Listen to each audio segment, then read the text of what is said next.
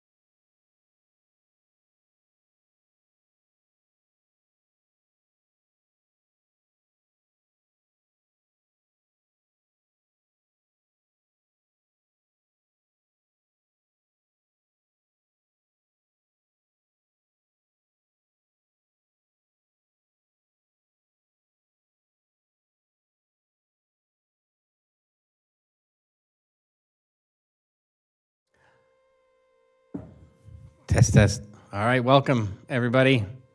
Good to see a big crowd for the workshop. I'll go ahead and call today's meeting to order. This is the Flagler County Board of County Commissioners workshop for Monday, June 2nd, 2025. We had to take a bit of a delay, so we are just now getting convened at 1:51 p.m. If everybody could please stand for the pledge to the flag. I pledge allegiance to the flag of the United States of America and to the republic for which it stands, one nation, under God, indivisible, with liberty and justice for all.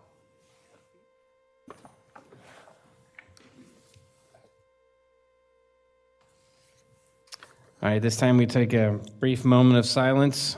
If this is for individual prayer, reflection, or meditation, I take this time to honor and remember our first responders and the men and women in our military who keep us safe and protect our freedoms at home and abroad.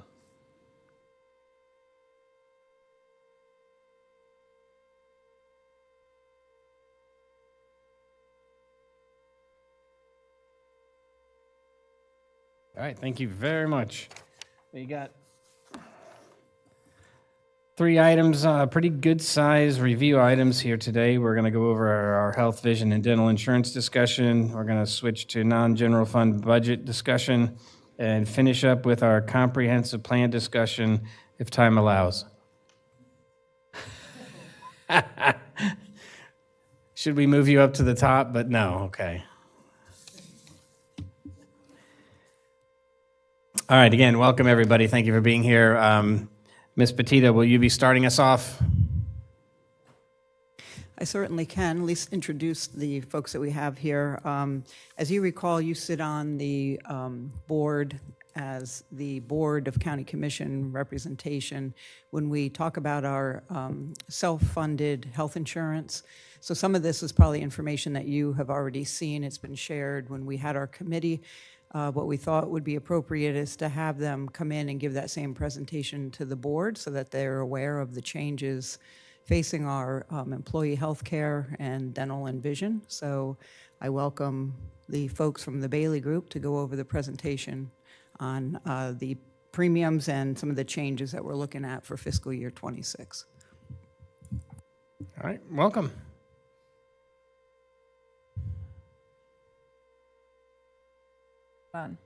There we go. Hi, my name's Sherry Beignet. I'm with the Bailey Group. It's nice to see you all again. I know some of you are as well. I am a resident of Flagler County for a long period of time now. Can't even tell you how long now. So it's great to be here with you all today. I'm going to start off. This is not a PowerPoint switcher, so can you maybe make it a little bit bigger for me so it actually switches the whole screen? Is it possible to zoom in just slightly? Nope, doesn't want to do that. Okay.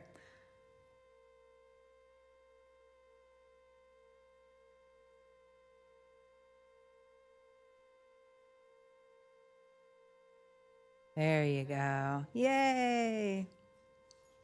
All right, so we're going to start off talking a little bit about what the information looks like as far as your cost analysis is concerned. This slide basically shows us the number of members that are in the plan, the number of subs. So I will mention subs is employees, COBRA members, or retirees. Members are going to include those individuals plus their dependents. So basically it's every belly button that's covered under the health insurance plan through the county. We have the claims, the clinic costs, prescription costs, stop-loss reimbursements. Just briefly talk a little bit about stop-loss reimbursements. So you are a self-funded plan, which means that if you have someone who has a large claim, then you have extra insurance. We call that stop-loss insurance that reimburses the county for those claims over that threshold. And then we have our prescription rebates, depending on the prescriptions that are being taken by members here at the county.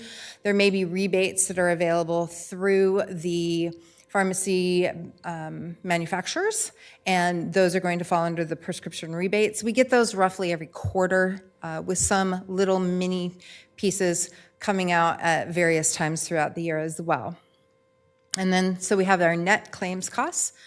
The admin fee is the amount that we pay to the insurance carrier, in this case, Florida Blue, for your medical plan, and Optum for your prescription plan, to pay for the administration of your plan. So they do everything from manage your eligibility, to process your claims, to negotiate with the providers on your behalf. And so that all is encompassed in that administrative fee. The premium for that stop-loss coverage is listed there. So then you'll see the total fixed cost, and then we have the net plan costs. The monthly budget is made up of the employee premiums plus, or sorry, in this case it's, the employee premiums. Nope, this one is just the amount that the county pays per person. So we'll see that number in just a little bit here, but it's based on how many people are actually enrolled in the plan. And then we see what the differentials are. We have the monthly contributions by the member, and so we can see what that net employer cost is. We've had a couple of ups and downs. The month of October, you can see, of 2024 wasn't too bad. We're in April of 2025. It was upside down. We had a couple of pretty rough months. January of 2025, we actually had a very large claimant that particular month. I think it was about $800,000 for one individual in that particular month. Last year, you'll notice that we were upside down almost every month, and we had some pretty major claimants last year as well, one of which was actually about $1 million. So we've had some rough months. I will tell you, I just received notice last week. We have another $1.2 million claim that's about to hit. Again, that's why we have stop loss. So the good news is you will pay that out, but you'll get the majority of that reimbursed back to you. So we're very thankful that there's stop loss coverage in place here for you all. This is the current year-to-date high-cost claim report. You can see you can't see the individual people, but you can see their relationship, their gender, their age category, their diagnosis, and how much they've had in claims. You'll see for this particular year, I mentioned there was a pretty high claimant that hit in January. That was a newborn baby that had been in the hospital. I think it ended up being something like about 40 days that child was in the NICU. So again, thankful for stop-loss insurance. You can see here that total recoverables that we have so far this year is $654,000. And then, of course, as I mentioned, next month I would expect that $1.2 million claim to hit. So we're going to see that number jump even higher. This is last year's high-cost claim report. We had stop-loss recoverables of $1.2 million. So you can see kind of the details on those as well. So one of the things that is my job is to work with our actuaries to ensure that you are funding your claims properly as a self-funded plan. We know that there's going to be these highs and lows. You've had some really lows over the last several years, but we had some really good highs for several years prior to that. And so what I do is I give all of the data about what your claims have been over the last several years to the actuary, and they use all their calculations to come up with what they think we need to increase your funding by every year. Your funding is a little different because we actually don't use what we call fully insured equivalents to fund your plan. You use a flat dollar amount per person for funding. So the actuary will provide us with a fully insured equivalent, And then we use that number for your retiree billings and your COBRA members. But your actual funding is done differently. It's actually based on that per person number. So the actuaries estimated this year that we needed to increase your funding to by 11.79% total to get to the number where we think that you will basically break even next year. Again, we don't have a crystal ball. The actuaries don't have a crystal ball, so we have no idea for sure, but that's what they estimate it will be. They estimate that we need to have $9.6 million in funding based on the current enrollment, and our current funding is at about $8.8 million. So we do need to make some adjustments for funding. When we pull out your COBRA and retirees that are funded a little bit differently, that leaves what we would say is just the funding from the county. And that is going to need to increase by about 8.78% in order to meet that $8.8 million in funding requirement. Okay.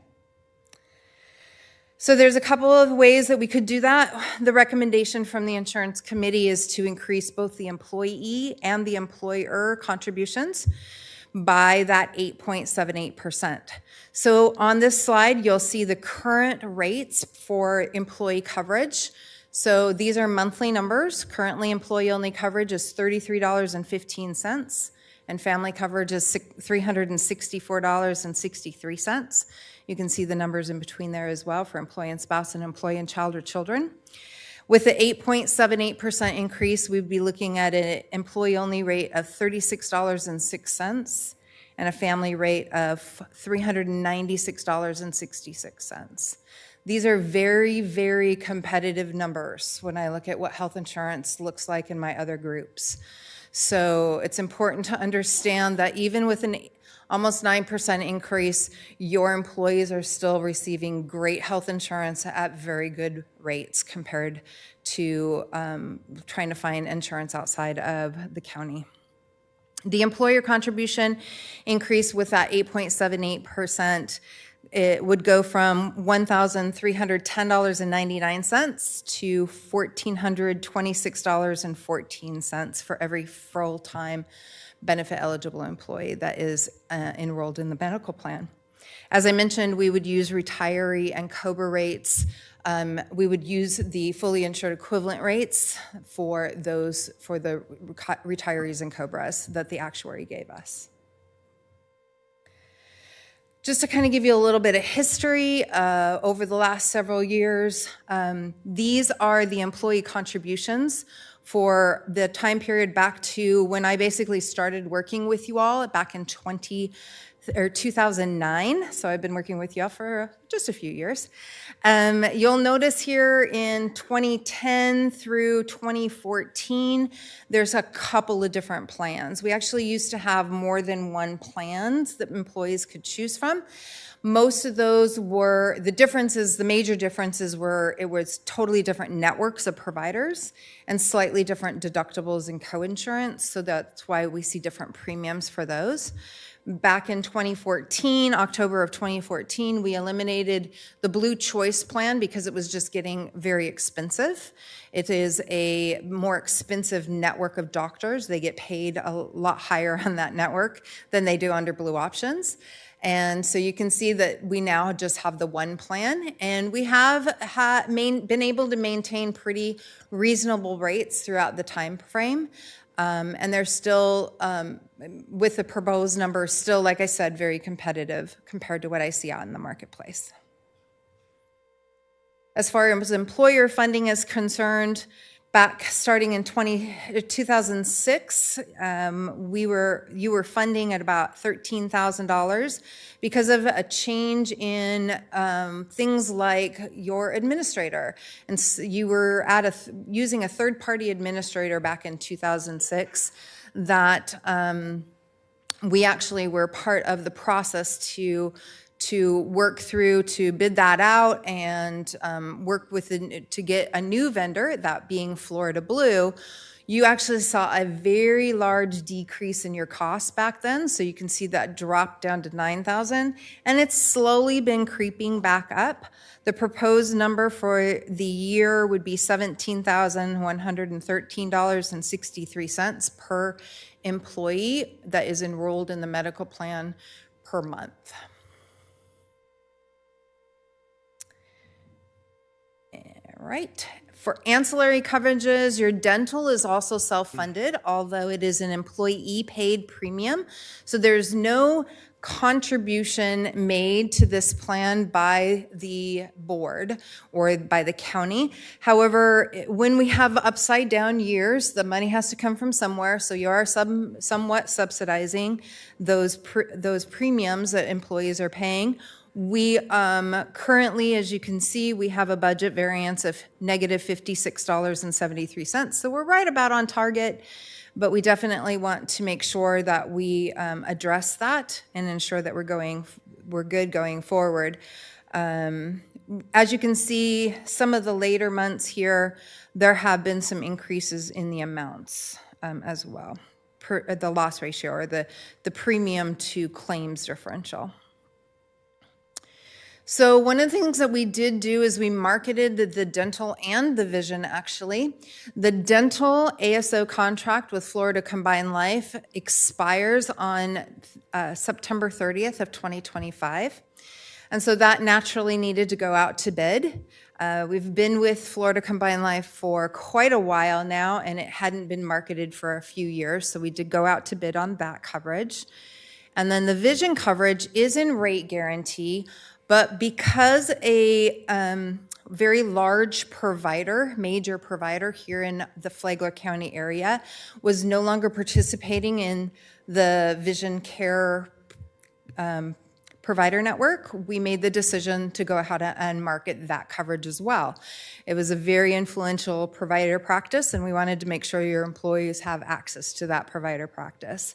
So we did RFP both of those. We went out to all major dental and vision carriers and got quotes from 9 different dental carriers and 10 vision providers. My office did a very extensive RFP review process where we scored a variety of different things, including the number of providers that were participating in the plans, the allowed amounts for certain dental services. We looked at all of the different provisions, everything you can probably think of, to really decide which plan we would recommend. And then we took it back to staff, and the recommendation is to move both the dental and vision to Sun Life. This is going to improve the fees. The ASO fee for the dental does reduce slightly. We don't anticipate a huge change in the cost because most of your cost is related to claims. So we are still going to recommend that we increase the funding, which I'll show you on the next screen. But it does also reduce the vision premiums by moving to Sun Life. And so that information is there for you. Both the dental and the vision will also have a larger network of providers. In fact, the dental, it's quite substantial. It's like, I can't remember how many are currently in it percentage-wise, but it moves up to 81%. I think it was something like 40% before. So of the dentists that people are using are now going to be a network starting 10/1 if you make this move to Sun Life. So as I mentioned, we do need to potentially make a change to the premiums for the dental. Again, even though it is self-funded, it is paid for by the employees. But in order to make sure that that plan remains healthy and that you're not having to fund it from other reserves accounts, we do need to increase the funds according to the actuary by 9.41%. And again, I would say these are very competitive when I compare them to my other groups. Most of my other groups for a plan design that's very similar to yours would be looking at almost a $200 family rate. So $115.66 is actually still very competitive. And you can see the current rates. and the new rates there, as well as the number of employees that are participating in each of the tiers. All right, vision. As I mentioned, vision is fully insured. The rates, these actually are the current rates, and we'll make sure that you have the information on the rates for Sun Life when you approve that contract in 2 weeks. But these are your current rates for the vision coverage. And then lastly, I just want to touch base on all of the other ancillary coverages. Great news there. None of the rest of these things change. So there's no changes to your basic voluntary life, short-term or long-term disability, which are both voluntary benefits, as well as the hospital indemnity, critical illness and accident, which are also all voluntary supplemental coverages that are available, and the EAP rates all stay the same. Okay, that's all I have for you today. Very good. Questions? It's I think that, right, I think 8% compared from what I've heard is in as far as increases could be worse. Absolutely. Yep. We're seeing everything from 10, 15% all the way up. I have a group that recently had a 50% increase in their rates without making plan design changes. So we definitely are happy with the 9% roughly increase in premiums for this year. Yep. Especially considering what's going on within your group. I'm just wondering if any of our employees and stuff, I just don't, I guess I'm just thinking of different options. There's, like, for instance, people who are in the military, things like that. They have benefits. Are they also, can they double that on? Absolutely, they could. Here? Yep. And we cannot tell them that they can't No, I'm or just wondering if they incentivize them could. to take. Okay. Yeah, absolutely. Because I understand we've lost, it's costing us a significant amount of money as well, if I'm not mistaken. Well, it is, but keep in mind that your health insurance is self-funded. So if those individuals are healthy and not utilizing it, you're paying money into the reserve account, and it's not going back out for those individuals. It's helping to subsidize the costs for other individuals, which is what health insurance is, right? Right. No, I just wanted to, Yeah. I was questioning that because I know a lot of our staff and people, I'm not in the program, so it's not affecting me. Yeah. But I'm just curious about Yeah, it. absolutely. People can have double coverage. There are some rules around which coverage is first.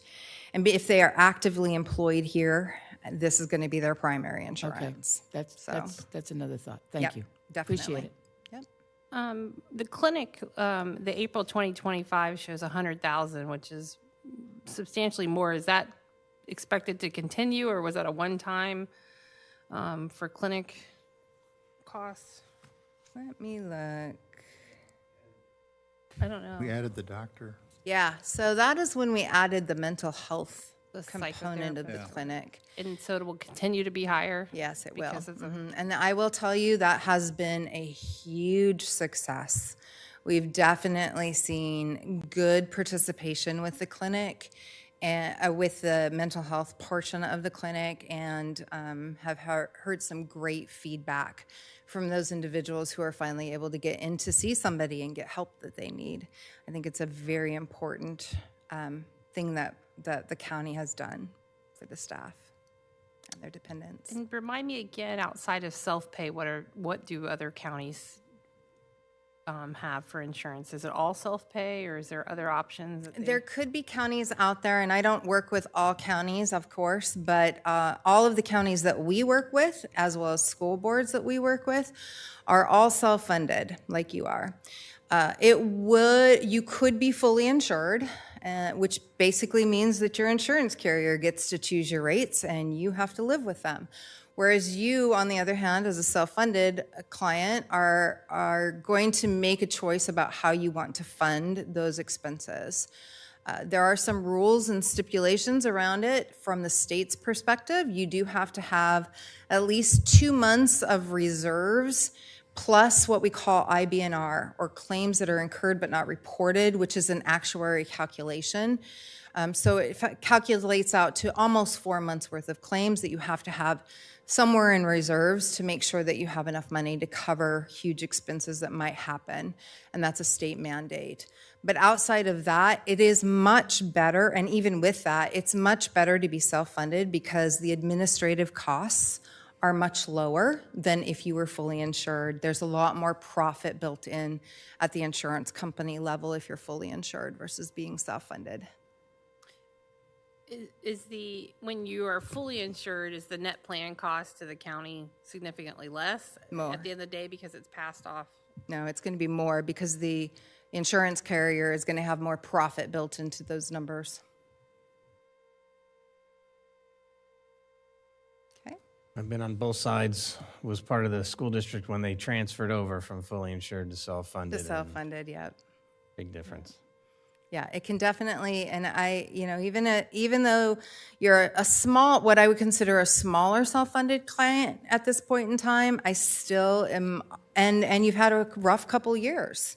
I still think self-funding is the better fit for you because you're basically paying the claims, and your claims are your claims. Even if you go into a fully insured situation, they're still going to be there, and you're still going to end up paying for them. It's just going to now be the insurance carrier that is telling you how much you're going to have to pay. Okay? And for us, our wellness plans are Yes. more helpful, especially when you're self-funded. Yes, it is very important to stress early detection of diseases, make sure that we're getting out there and having our routine annual exams done, controlling things that we need to. That's what the clinic's there for. Remember, the clinic provides that for free. You can, a member of the county employee population, retirees and dependents and COBRA members can go back there and have their primary care physician services done with no additional cost to them. And we want to encourage them to do so. Thank you. You're welcome. Thank you all. Right. Good. All right, we'll move on to non-general fund budget discussion.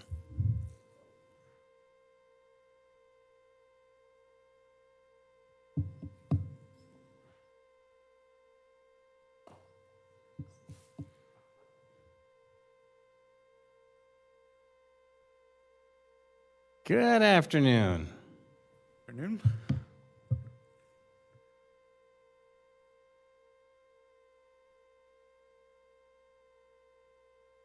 How are you doing today? I'm doing all right. What about you Good. guys? Great morning.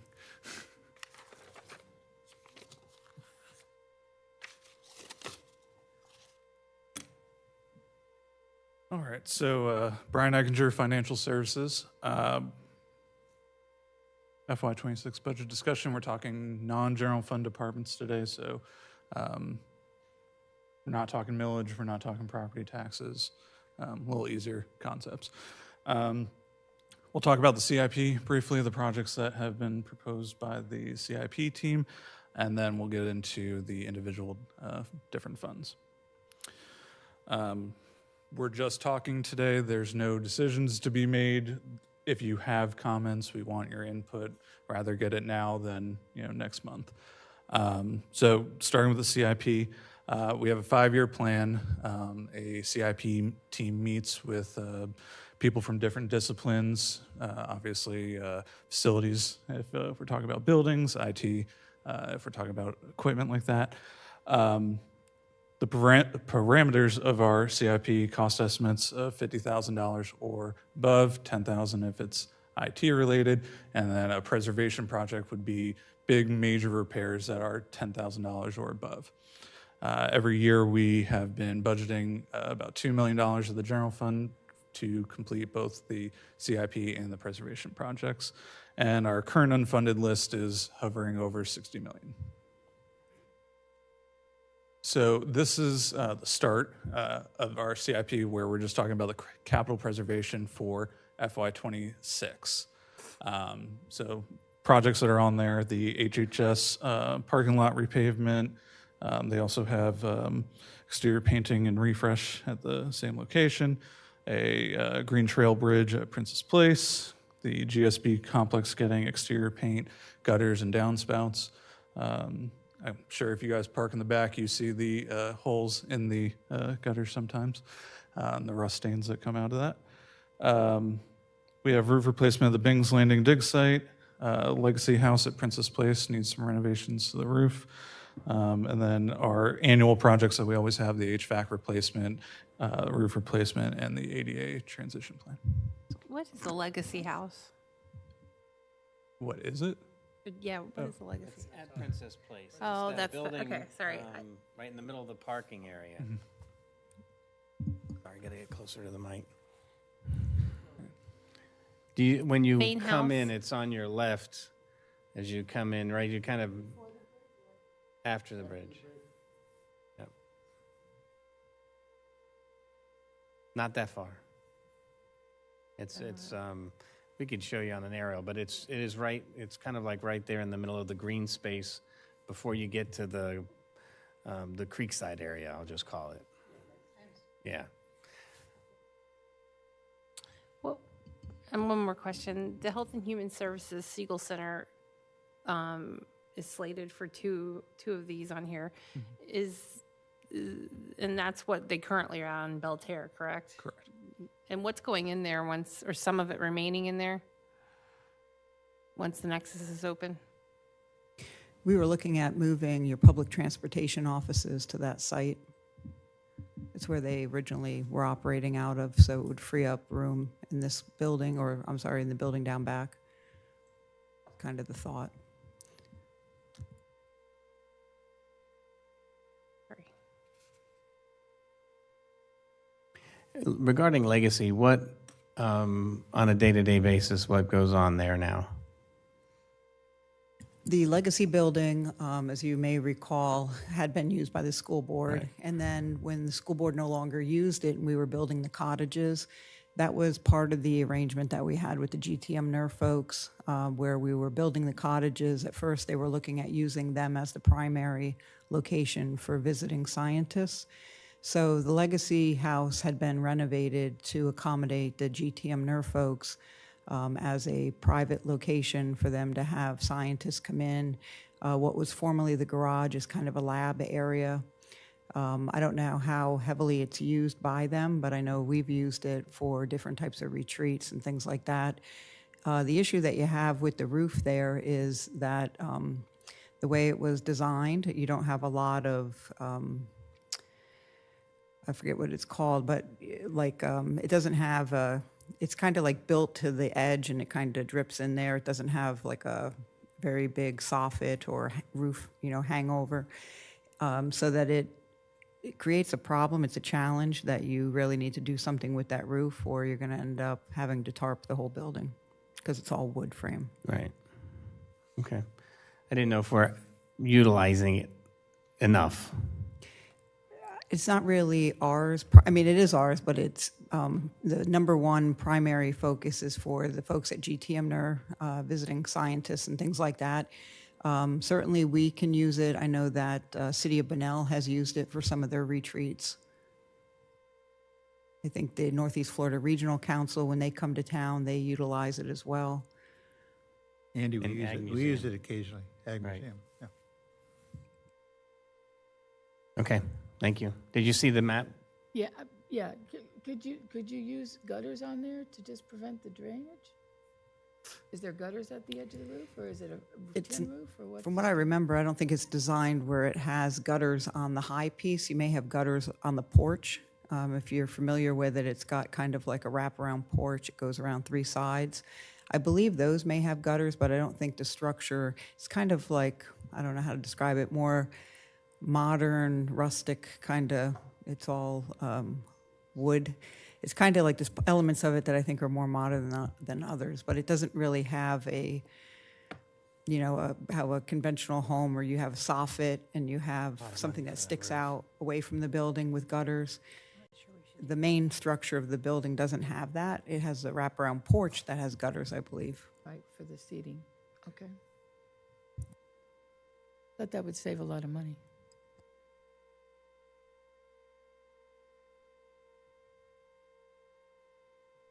Any other questions about this list? Are you looking for us for approval on this today, or it's just giving us an idea of what we're looking at? This is an idea, but if you have comments, we welcome it. I just not sure about the need for the HHS repainting and all that if we're just moving transportation over there at this time. You know. And to the legacy house, it seems expensive for a roofing project, but. You have a lot on the roof itself at Legacy. I think it's a lot of the decking that you're going to have to go back and replace.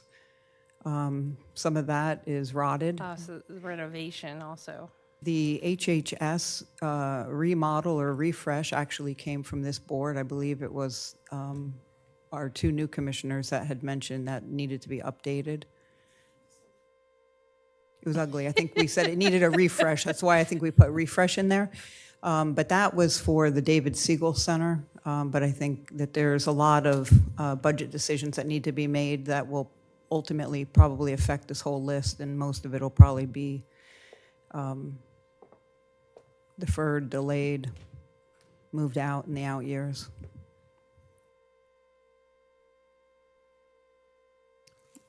There's other things that go into that.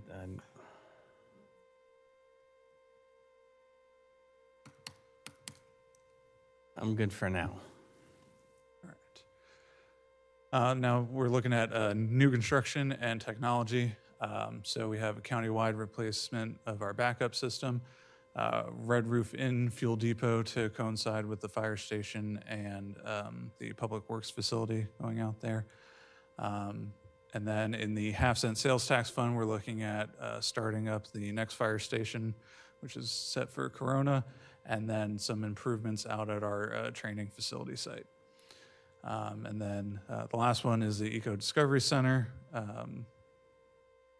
There's some prior year funding, total of $10.3 million. So any questions there? No, I think the one thing that separates the Discovery Center from other county buildings is the fact that it will be self-supporting. So different from the library where we had to have staff. Tourism staff will be moving into this, and they have a whole plan to be able to rent space and do some other things to keep it self-supporting.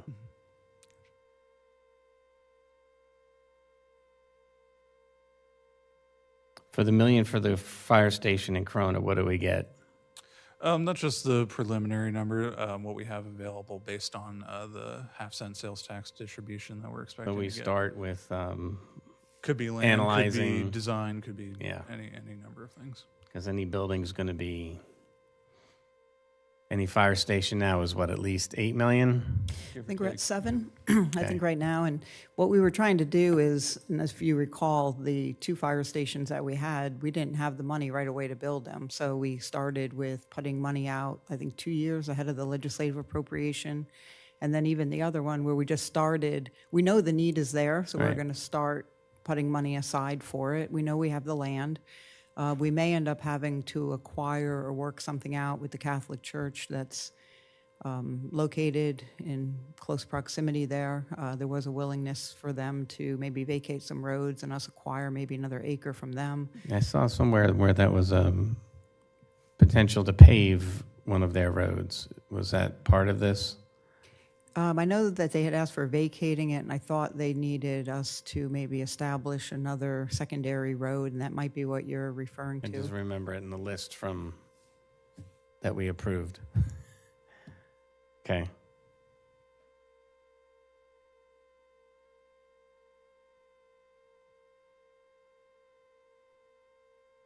Good? Yep. So now we're going to talk about the rolling stock replacement. So we, back in '23, started utilizing leases, but you can't lease everything. Some things you're going to have to still buy. The general fund contributes about $2 million a year. And now we're going to jump into the funds, and we'll see some rolling stock Let's see if things there's. later. I didn't know if you needed any questions on the rolling stock Yes, page. I did blow through that.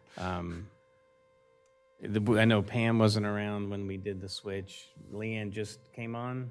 Okay. So we have. Do you want to do the explanation? background on the lease? Gotcha. So during COVID, it was really difficult to purchase vehicles at the point. We were approached by Enterprise to start a leasing program because they had the ability to get vehicles. If I remember correctly, we had a Chrysler minivan that I think we rolled the PO for 3 years because we couldn't get a minivan to replace what we had. So it's a way to refresh our fleet because we had an aging fleet, and they had the availability of getting vehicles. So it was kind of a win-win for us. Our long-term plan is to get out of leases again, which we'll see. We have a rolling stock replacement fund that we're starting to put kind of seed money towards. That way, when it comes time to make the big purchase, we have the funding available, and we don't have to worry about finding the money every year. Very good.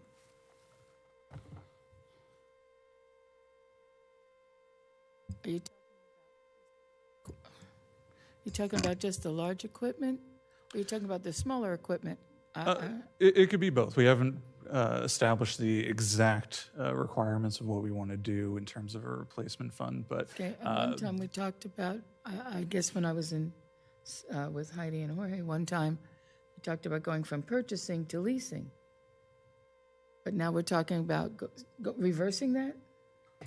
We have both. So we have the lease for your like standard cars, trucks, things like that. Even some of the heavy equipment we may end up leasing. But we do need to come up with dedicated funding for your larger equipment that we buy, like your fire trucks, ambulances. I remember we bought some ditch digger, a John Deere piece for like, I think it was $100,000 for that piece of material just within the time I've been here. Correct? I believe it was a tractor. Tractor? Yeah. Yeah, big John Deere equipment. I So remember. some pieces of equipment make more sense to lease versus not lease, depending Right, on it the was wear and tear. better to purchase. Correct. Yeah, okay, thank you. Okay, thank you. So now we'll jump into looking at the individual funds. So we just talked about the health insurance fund, which is why it's first. So these numbers are going to include the increased in the employee and employer contribution that was just presented. What it doesn't include is those new dental and insurance rates. You guys are going to vote on those at the next agenda or next board meeting. So if that's approved, then we'll update accordingly. Questions? Yep, I'm good on that. Do you guys want me to just run through them? If you have questions, you'll stop me. Maybe we move it. Stop at I each know, one. I know Adam Yeah. really wants to get up here, so Yeah, just stop at each one so we have a minute to. gotcha. Okay. So the cost of all the health benefits for our associates in the county is $13,273,000 and 270. You know what I'm saying? 13 million and a quarter. How's that? Okay, I just want to make sure I've got that And that figure. includes the reserves, but yes. I'm sorry? That includes reserves, the million. Okay, thank you.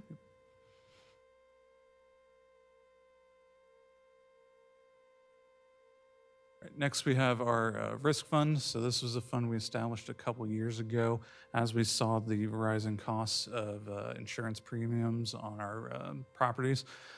So we admin directed the risk manager to start looking at properties that maybe we didn't want to insure anymore, with different variations of why we didn't want to do it. So under $1 million, if it hadn't had any claim experience, things of that nature. So in an effort to bring down our insurance premium, we started putting some of that money that we saved into this fund, building it up for if and when we ever need to actually pay out a claim, that we would have a set aside pot of money to pay for. How do we anticipate this getting to? So that one's a difficult question because it's how much risk you're willing to accept and take on. I don't know if Heidi's had any deeper discussions, but What we were looking at this year is actually putting more stuff in that risk fund. So things that we were looking at increasing the deductible. We're looking at assuming more risk by not covering building contents, and also things that are placed in the open. So the pedo, things that we were seeing on there. I believe some of those reductions, it's somewhere around another 200,000 that we could save annually. But as we take on more and more risk, I think it's important that we at least build this up to, I think internally we were talking maybe a couple million and then holding tight. The buildings that are valued at over $1 million, things that we have financed or bonds on, can't be part of this fund, but I think at some point it might be a good thing to incorporate them as they get paid off. So, Okay. Very good. Rolling stock replacement fund, this is the one that I was hinting at earlier. So last year, we started the process of putting some money towards it, and then we're looking at adding that same dollar amount to the 26 budget with the long-term hope of, basically when it comes time to buy our fire truck, we have the money. We don't have to come back and say, ooh, we have to make tough decisions to get there. It's already there. Very good. County Transportation Trust Fund, you've probably hear it more as Road and Bridge. So this is your operating department for roads and stormwater in the county. They did have 2 decision units that were approved. So the wheeled excavator, that's the purchase price. We decided to go with leasing, which I think was about $56,000 a year. And then some guardrail improvements at County Road 304.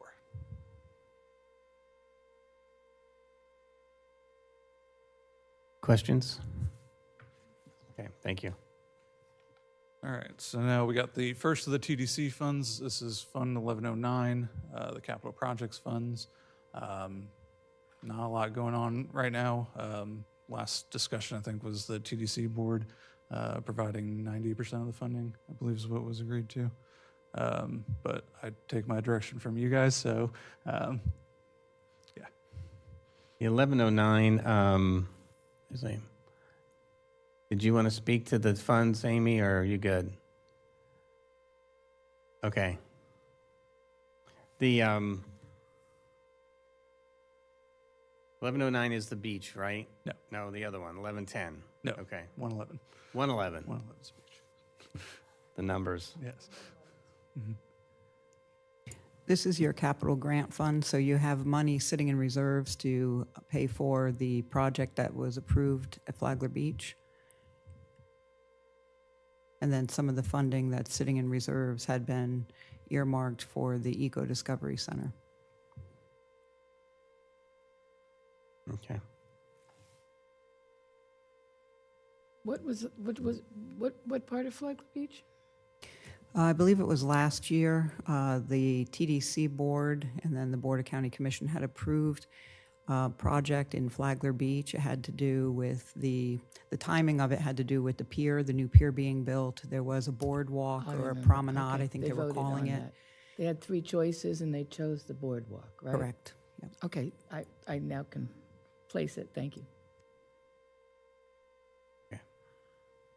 Then Fund 110, this is promos and advertising. This is where Amy and her staff work out of.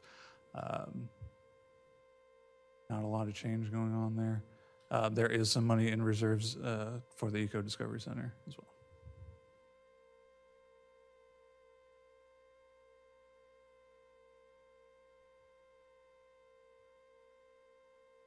Fund 111, this is the beach fund.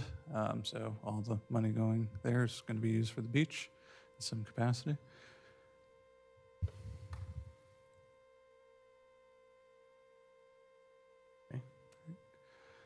The Municipal Services Fund, this is growth management, so planning and zoning and code enforcement are in here.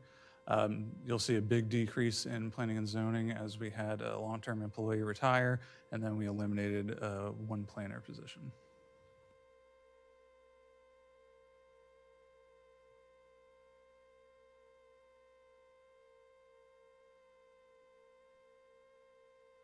Do we not have as many code enforcement operating?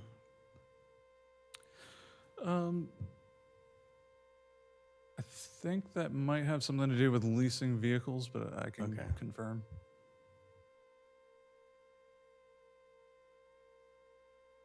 All right. Next is the building department. They had a decision unit to get a replacement drone. Other than that, not really big changes here.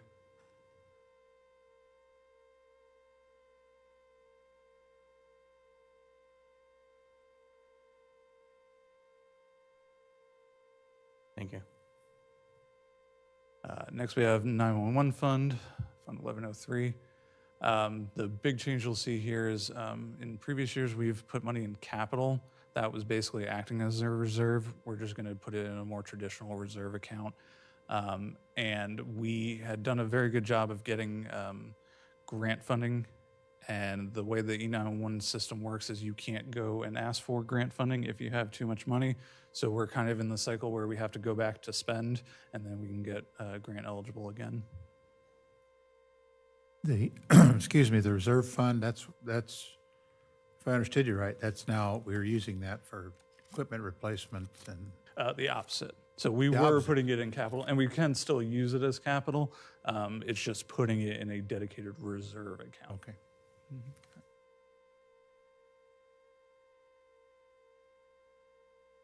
Why would the reserve be proportionately that high compared to the other?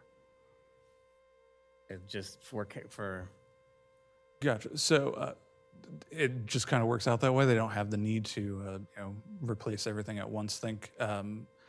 We replaced all the equipment, I think, back in 2020. So, I don't know what the standard life cycle of a desk is, but I would imagine at some point we would have to either refresh or, complete replace. But in this moment, we haven't had that need. Could be the reason why we're building up for it, because we haven't made a replacement in such a long time. Wasn't there a decision unit to add people to the 911? And if so, would that come out of this reserve? No, I think that's for the fire rescue employees and a radio system employee, not 911. They help in 911 supported activities, but not this particular funding. But if we needed to hire somebody in the 911 center, that's where this would come from? The reserves? The sheriff employs the people in the 911 center. Well, then which personnel are we talking about here? These are like GIS and some IT people. Okay. These are the folks that actually support the system. The reason why you have a lot in reserves, you may see it, I don't know if we covered it yet, but there was going to be a future expansion of the 911 center where we were going to, I think once fire rescue moves out, break out that wall that separates the dispatch in one of those training rooms to expand that, to provide them with more area. Last year, you may recall, you added through the sheriff's budget 4 additional call takers or dispatchers. This money that's sitting there could be used to buy the additional consoles and equipment that would go inside that expansion. We have the expansion on the CIP. I don't know if it's next year or the year after, but it was going to be covered through the use of impact fees. Yeah, I remember that discussion because we furnish all the equipment in the room and the sheriff pays for the people. Correct. Yeah, all right.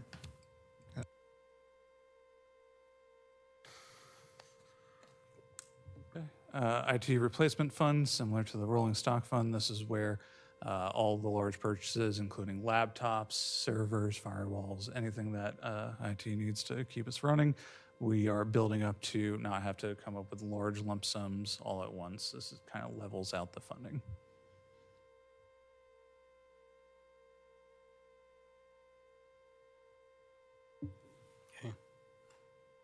Public Safety Communications Network, Fund 1182. This is where the radio fund is the nomenclature. This was one of the decision units that Heidi had mentioned at the previous workshop that we were looking to fund. We do get user fees from all the municipalities and school board that utilize the system. Where does that show up on this graph? The Palm Coast share and the, So it's in the revenues. We're not showing revenues. We're only showing the expenditure side. But okay, yes. got it.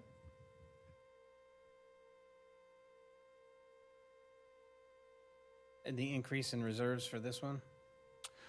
So we are looking at doing a upgrade to the system over 2 years. So this incorporates, I think, about $700,000.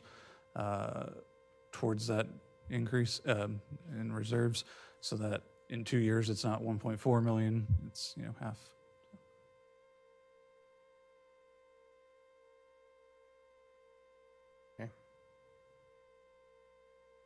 Now we're going to get into special assessment funds. So we still have some remnants of Daytona North Service District that we're using to pay for things like mosquito control, and there's some street lights out there that we pay for. This will zero out by the end of this year. I don't know that fast. Depends on how much mosquito control we call out there. Okay.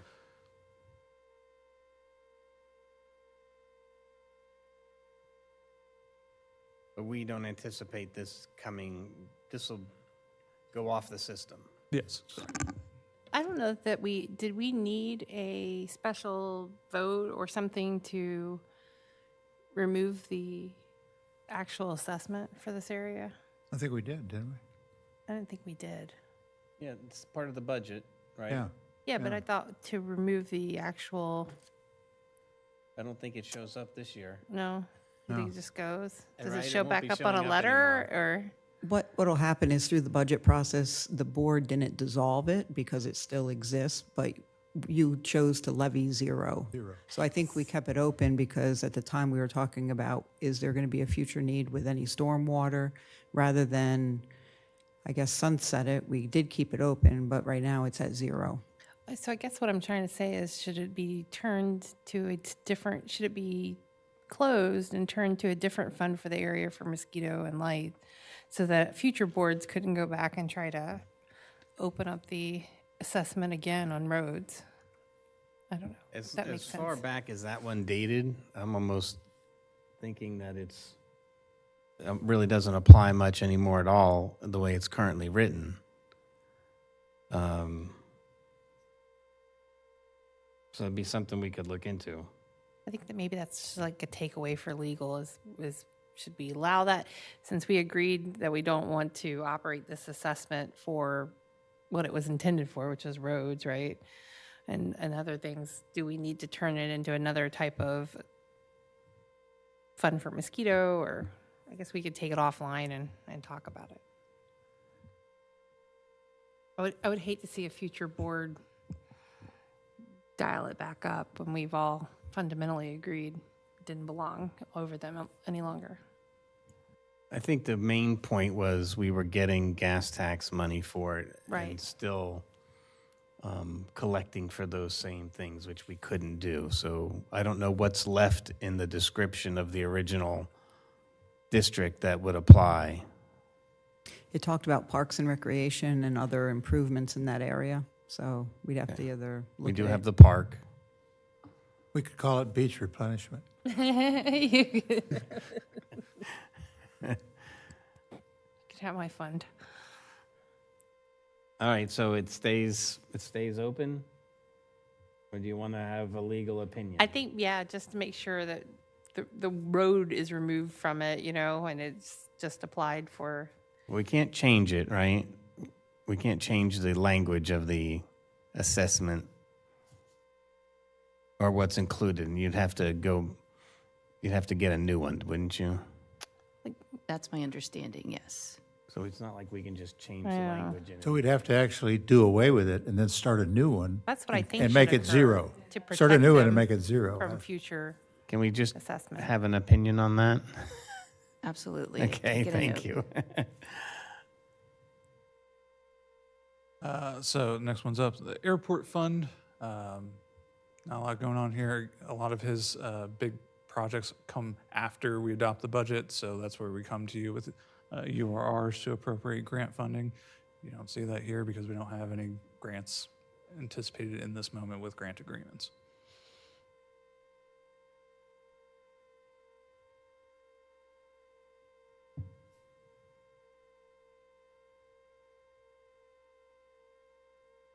Brian, I have maybe you can help me on this because I'm confused as usual. Okay, so the airport, we did the groundbreaking and the grants. I believe that the airport has all the funds that they needed to build the new facility, right? So where do these funds lie and what are their values? What is their use for? Yeah, so we're only comparing the adopted versus the tentative budget. So last year, what we adopted, he didn't have the grants yet. What we're going to do next year, we've already accounted for those grants. We don't budget the same dollar twice. So if you looked at his amended budget for the current year, you would see, I don't know, approximately $10 million, I think, Okay. in grants for that facility. Thank you. I just want to make sure I follow the program. Right.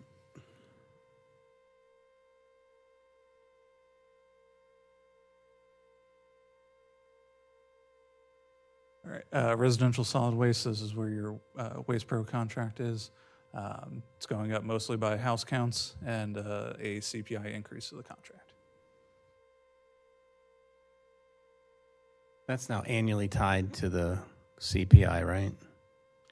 I think there's a component they're capped at up to, I think it's a 10% increase, with some portion of it being tied to CPI and then some other portion if they notify you by X amount of time. Okay. So then we've got the SHIP funding, Fund 1143. The big change here is personnel. We're removing the one FTE that was in here and putting it into HHS admin.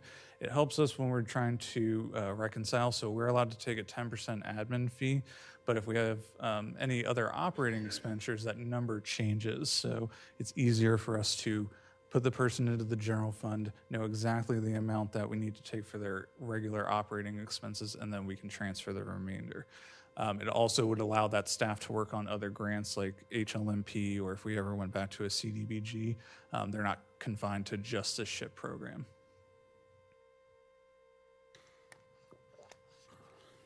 There's also in the operating housing counseling, that was a new program that they started up this year. All right. All right, so the Court Tech Fund, Fund 1194. So there's different divisions for each stakeholder in that fund. And this one, since there's not a lot going on, we just present it as one without the comparison to last year.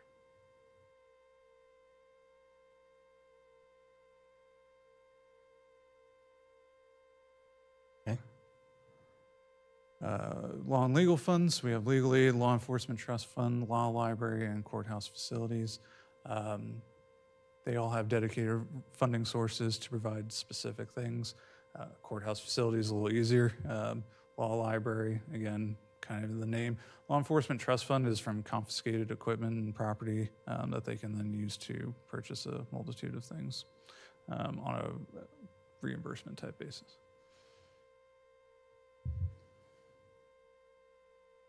Thank you.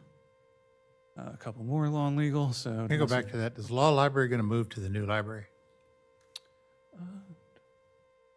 I assume yes.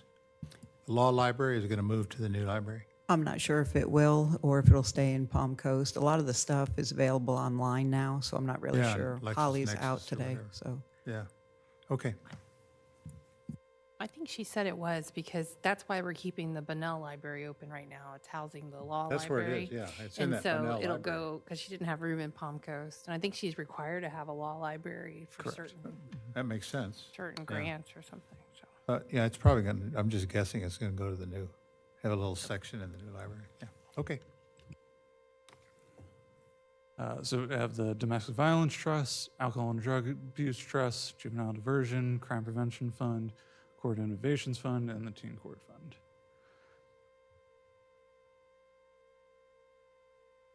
Okay.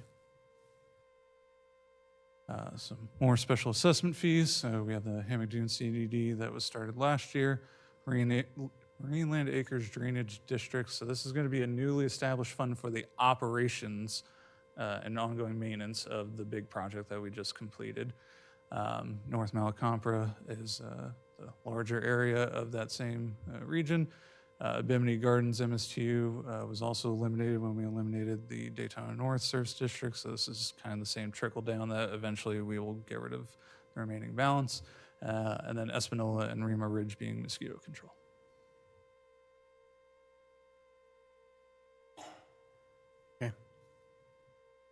New park impact fees, or sorry, recreation impact fees.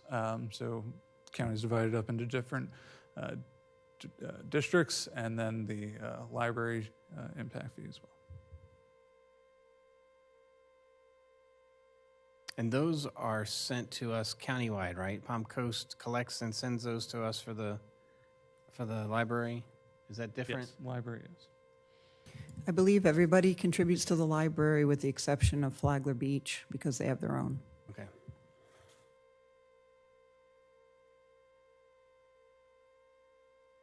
Thank you. The old recreation impact fees, so these were the funds that were established before we did the most recent study and implementation. So these funds will, again, eventually die out.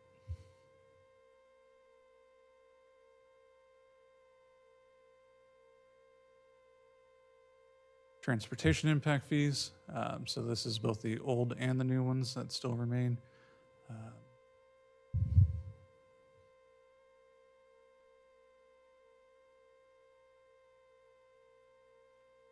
And explain the old and the new.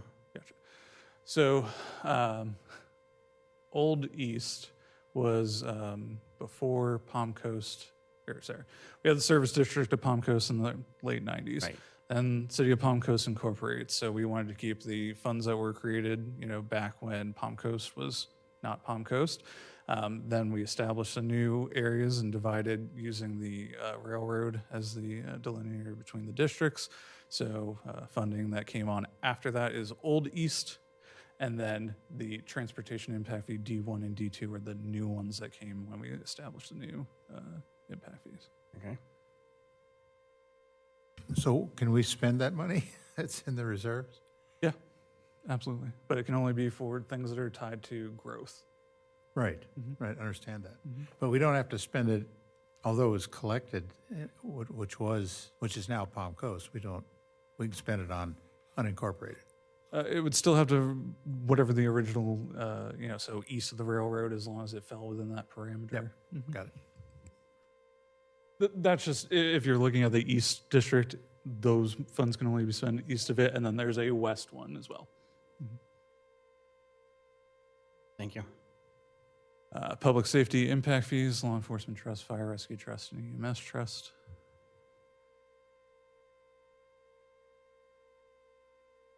Okay. Now we have our landfill funds. So 1402 is where you see the household hazardous waste site. And then the other three are the closed landfills that we still have to maintain and do testing on. Which one is the one that we operate currently for the hazardous material? 1402. Okay.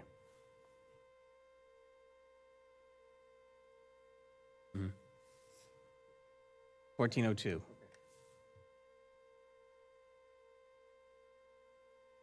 Old Kings Road. Mm-hmm. It just looks like it's under construction because of the work that's going on for the sewer extension. Now we have our debt service funds. So I'll go down and say what they mean in English.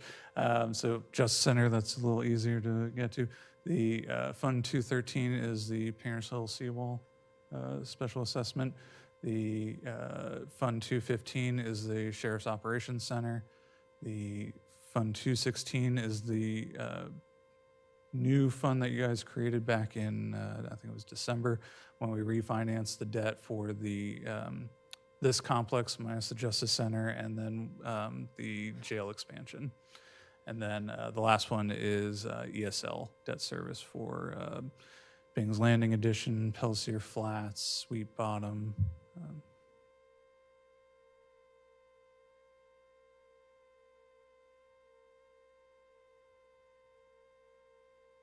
On the far right, that's the annual debt service. Correct. The debt service part, the 1.169, yes. And then the total off, do you know what that is? Total remaining? Yeah, of debt. I'm not exactly sure. That was to catch you. Yeah. Tough crowd.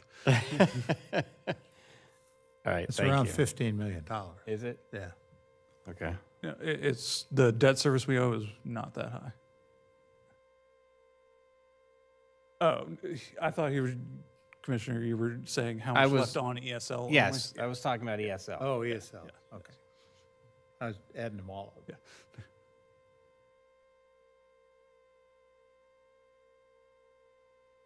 Did that in your head? No. I mean, yes, I did. Opioid settlement funding. So we're starting to actually get the money in pretty consistently, so we're able to forecast a little better revenue numbers. So that's why you're seeing the big jump. And where will this go? So we're using this to supplement community paramedic program. Okay.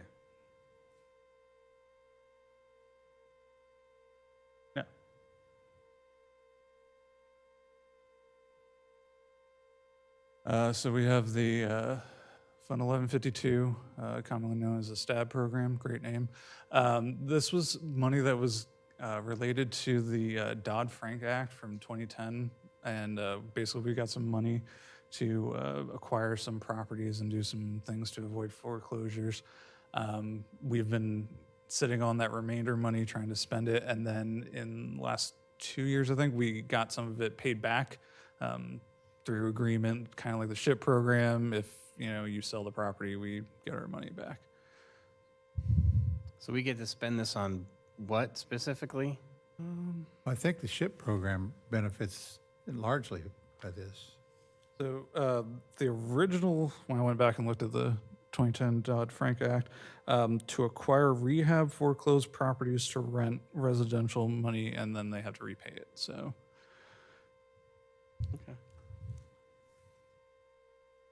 Isn't those funds used for people that need a down payment assistance?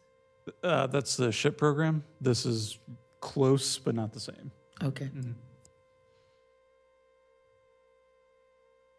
Then we have our ESL operating funds. We have Fund 117, which is an older one that we're trying to spend up that money and get rid of it.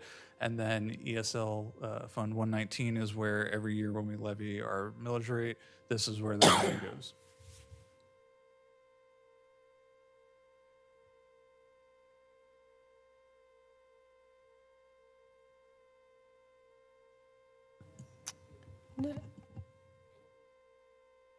This doesn't show the state funds, correct? Correct. Yeah, just what we levy. So we had Oh, an that's- additional 10 million from the Yeah, state. 3 and then 10. Yeah, that's in a different Different fund. form. Mhm. So we're Yeah, we- close to 20, well, then minus. Yeah. Minus what we've voted on Right. recently. Okay. Yeah, we'll update all these depending upon Right. what actions come through. So then we have the Utility Regulatory Authority Fund 1120. This is funding that utility authority that was started in 1996 that was used to regulate water and wastewater utilities. Not a lot of action here, but we can, if we had employees that we needed to do utility work, we could pay for part of their salary out here. We could do studies for fees and things of that nature, but doesn't really have a big benefit for us right now. And then economic opportunity. This is their incentive program when they talk about. There's a company that does sales. This is where they Goya Sales. Yeah. Mhm.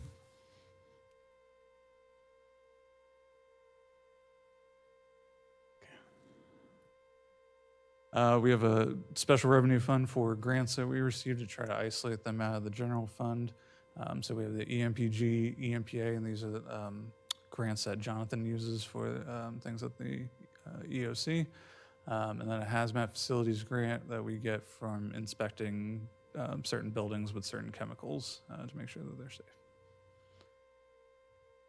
And then as we get more information, we could get transportation vehicle replacement. We're just not in that moment where we know definitively that we have that money. Constitutional gas tax, this is where fuel tax, where the gas tax can go. This is where we pay for the capital projects, so the grant money in, grant money out. The $1 million you see in reserves from 25 was money that we had originally pledged for Old Hog Creek, but the staff was able to go back to FDOT and get more of that funded through grants, so we didn't have to use it for that. So now you're just seeing the trickle-down use as they need it. And some of this you may see come out of there this year. I know that Hamid had worked hard with FDOT to get some additional funding for a road project that's, when it went out to bid, it actually came in higher. And so I know he was able to get like another 1.5 million or 1.7 million to close the gap. The local share is going to be 500,000. So some of these changes you'll see.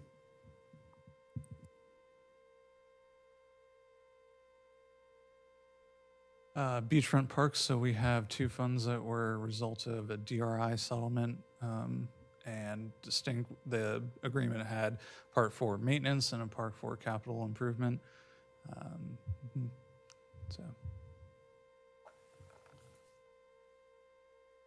Is this through general services, the maintenance of these? It is. It's tied to the DRI funding that was there, I believe. This is the fund. I don't remember the numbers, but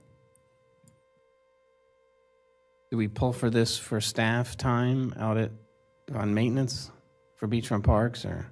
you can. I don't know how the new system is working. I know in the past, there's certain eligible activities that you can use for staff time and materials. So But mainly, is that maintenance of capital investments for the there were, boardwalks, or? there were certain facilities that were designated as part of that DRI. So like when you look at, I'll use Malacompra, it's the improvements on the south side of Malacompra Road, not the north side. So there are certain areas that had been identified, and it could be the replacement of boardwalks or things like that. The capital side is clearly to build capital. The maintenance is where you'd see like the boardwalks or general maintenance obligations come out of. Okay.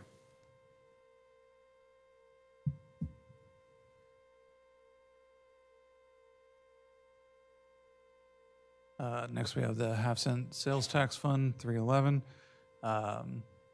We talked about the projects we were going to fund out of this were Corona, fire station, and improvements at the VSB, and also as it currently stands, and we have had a lot of meetings, so we were putting some beach funding in there as well. Where is the 304 money that we've set aside for those improvements? Where does that come out of? Well, I don't know if we've gotten to all of them yet. What we were looking at doing is trying to carve out $4 million that's going to be required for 304. But again, it depends on a lot of guidance from the board on what you would like to see reduced so that we can free up the money.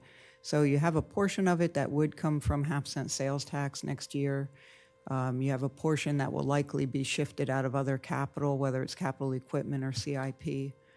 We're also trying to get about $500,000 for stormwater design for some projects. I think we currently have $500,000 already set aside in this current budget for stormwater related projects. I'd have to go back and look.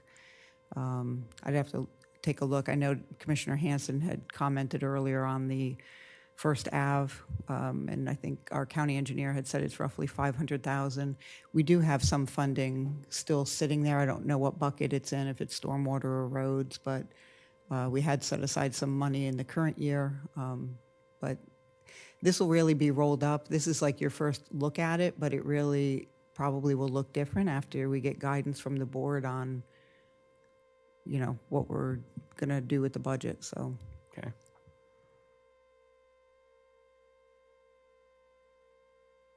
All right, that's all I got for you. So we'll be back here next week talking about the constitutionals, budget submittals from the SOE clerk and the sheriff's office. And then after that, we'll do the general fund as a whole. Any questions? Constitutionals will be one after each other on the same day. They're going to come present. Yes. Okay. That's the expectation. Okay. More workshops. All right, any questions? All right, thank you, sir. Thank you. Thanks, Brian.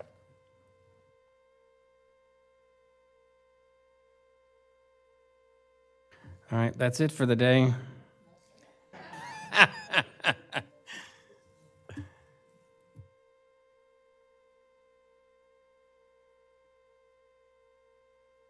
All right, next up will be comprehensive plan discussion.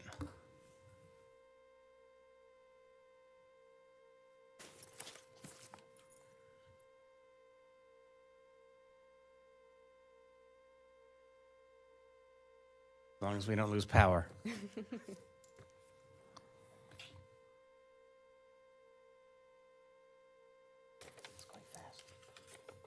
I have a quick question, Simone. Are you just going to update us with the current, most recent changes that you've come up with?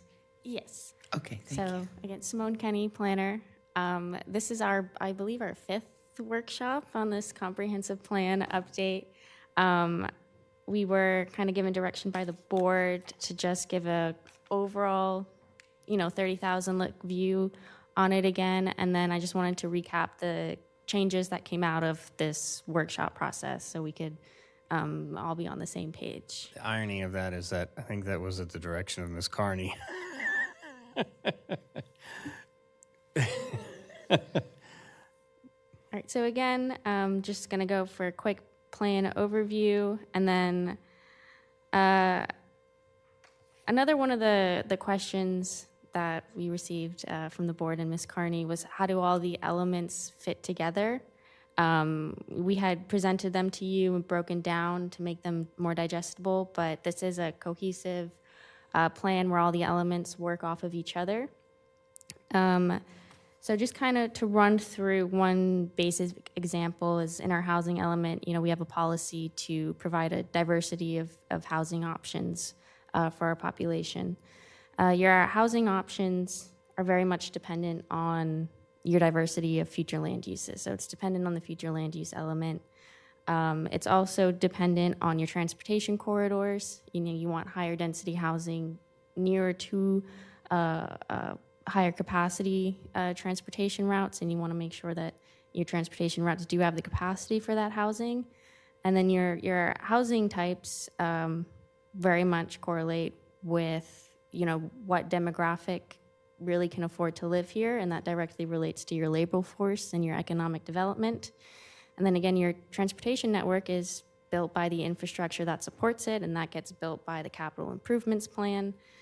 And then on the other side of things, your future land use element also determines really which land is being conserved, and that relates more directly with your recreation and open space, and then your coastal management element. And again, your coastal management element is very heavily supported by your infrastructure and capital improvements.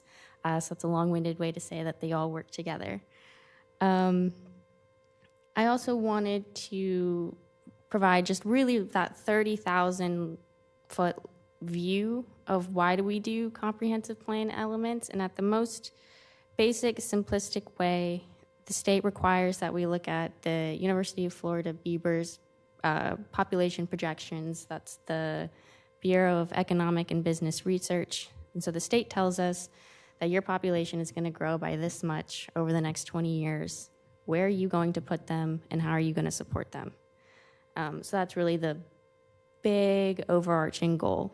And so through the comprehensive plan process, we really have kind of the direction to really define how it is that we're going to support, the current population as well as the future population. And that's why we have our 2050 community vision statement, which really is to direct, how that is going to look. And then that is supported, again, by our more implementable strategies, which is our vision directives, and these directly inform the specific policies that were proposed in this update. Then again, just recapping through the changes that we made, we had our future land use element.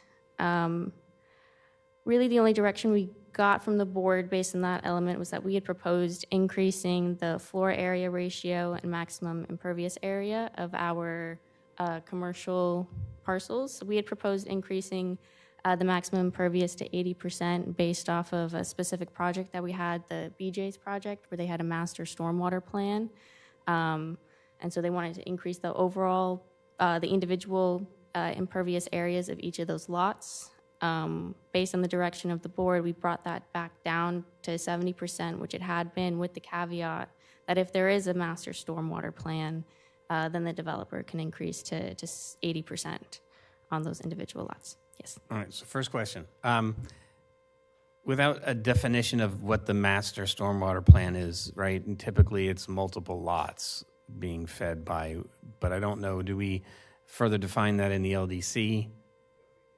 Okay, all right, because I don't want it to, individual lots to be, well, I have a master, that's not the intent, but okay. Right, and I envision that would be at the plotting stage. And at what point do you want us to chime in with? Oh, at any time. I have a few comments, on just Sure. little ones. Yes. Little comment. So future land use 1.2.18, you need to address parking in that. It says, well, you can read it, but the 1.2.8, we say we have to consider all these things, but not parking. And parking is a significant problem, at least out in the hammock area. 1.2.18, it talks about the LDC needs to be reviewed periodically, but don't you think we should put a number in there? Like every 10 years or it just says we have to update it. Well, I believe ideally it would always coincide with our comprehensive plan It doesn't say updates that. and It doesn't say any that. year It just updates, but we says- can add that. it just says Yeah. should be periodically updated. Well, let's put a number in there, Okay. every 10 years, every 6 years, something like that. And then future land use 1.3, the whole paragraph annoys me, okay? Because it's talking about redevelopment, and what it really is saying is that we as the county can exercise eminent domain to redevelop property. We will never do that. I don't believe we'll ever do that. But that's what it says. It says we will take the land and reimburse the owner. That's what it says. Intent with that section was, should there ever be some sort of natural disaster or extreme weather event, right, that drastically damaged a significant portion of the county or a neighborhood of the county, and it needed to be redeveloped, that we would assist the people who have been displaced from that extreme weather event. Well, it says we're going to buy the property. We're going to take it. That's what it says. It's what it says. I mean, I'm not making it But up. we will revise the language again to better reflect the intent Yeah, of that policy. I think so, because that one, boy, that rubbed me the wrong way. Which number is that? What? 1.3, future land use 1.3.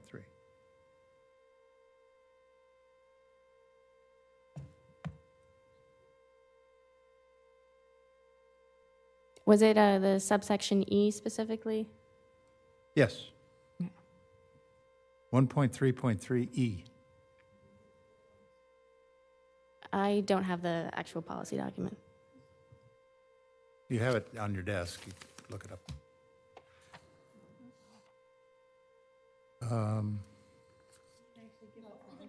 Yeah, I got one.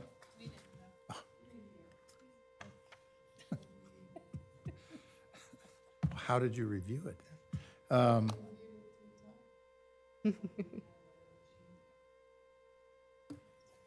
Okay, that's all I have for future land use. Okay. And then we had our transportation element. The main direction we got from the board was on a policy about implementing a program to collect traffic counts, that this would be on a biennial basis rather than on an annual. And we coordinate with the city, right? City does that already. Okay. Yes, as well as the state on state corridors. And so this program would most look like working with the city and the state, as well as requiring the developers to have their transportation analyses and kind of compiling those and keeping a track of those, and then as well as working with the TPO now that we're fully a member of I was the, going to give you a compliment on that. The one TE 1.7.3 requires the developer to do a traffic study. yes. I mean, that's important. That's in there. So I thought it was good. But sort of I was kind of glad to see that. collecting them and creating a more centralized, I would want to say like database of that, rather than individual applications. Then we had our housing element. There wasn't many changes from the board, but again, recapping that we brought it through AHAC, the Affordable Housing Committee, and then they just had some language comments, specific phrasing. And then our infrastructure element, and then policy 1.1.6, that we would continue to coordinate with utility providers to monitor facility demand and capacity information as development orders or permits are issued. There wasn't any direction on changing the policy, but I believe there was a question on how this would work, considering that we're not a utility provider.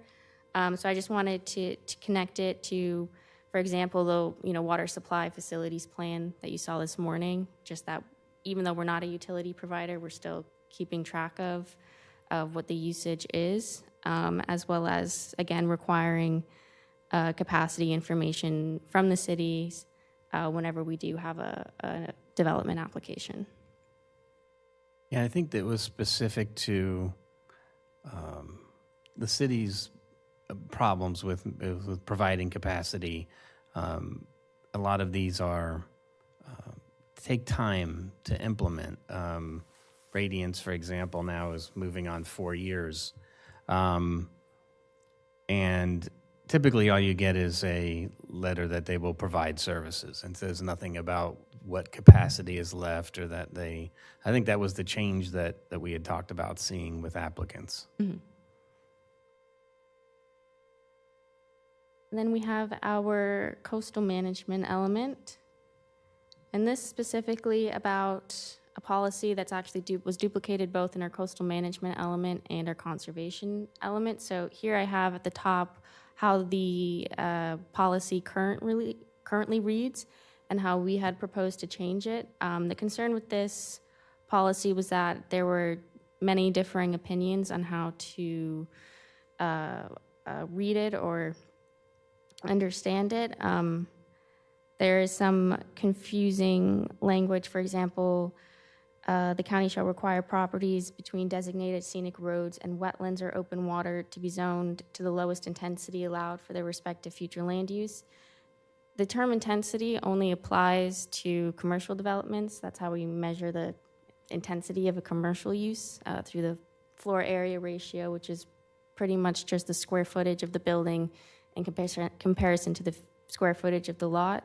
We do believe it had been intended to also consider density of residential development. Yes. And then the interpretation of wetlands and open water can also be somewhat subjective, so we really wanted to narrow that down. And so we're proposing that it would read parcels located east of State Road A1A on the west boundary, with the west boundary of the parcel being State Road A1A and the east boundary of the parcel being the Atlantic Ocean, shall be zoned for the lowest intensity or density for their respective future land use categories. And then I think Adam is here kind of to provide some of that historical intent. We do believe this policy was meant to be applied. I think that clears it up, because I hated the way it was worded before, and it was used against us in a couple developments, and we were able to.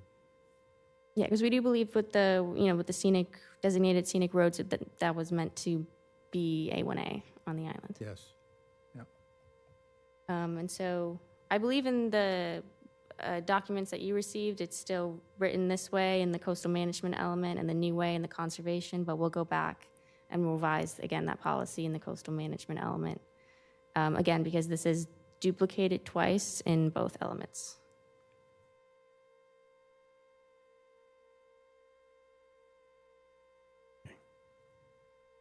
And then we have our conservation element. Again, there's that policy again. It's been changed already in the conservation element, and then we'll go back and change it again in the coastal management element. Economic development, there wasn't really any guidance from the board about major changes. Yes? real quick, you're going through them pretty quick. Go one more back. Just wanted to make sure that, one more back. No, where's the green one? Oh, there we go. So was there any other changes in that or just that part that we made in conservation? Just this, Okay. through the workshop process. Right. The last 4 workshops. Again, there wasn't any direction from the board in regards to our proposed changes in the economic development element. And then in our recreation and open space, the primary direction was that the county would provide beach access every half mile, whereas before it had stated every mile.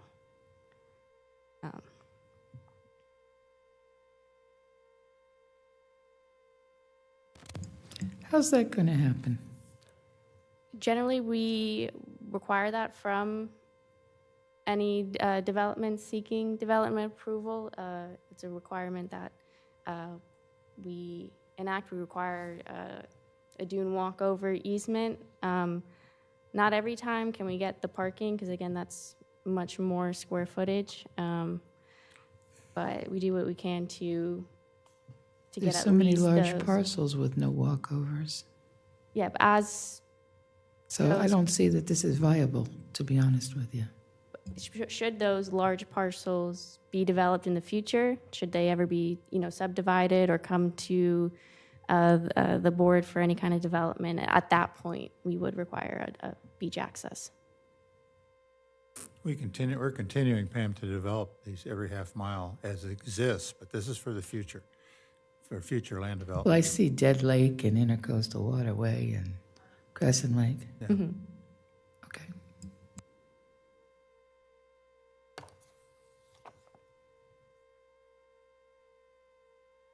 And then our intergovernmental coordination element, there was no specific guidance from the board on the proposed changes.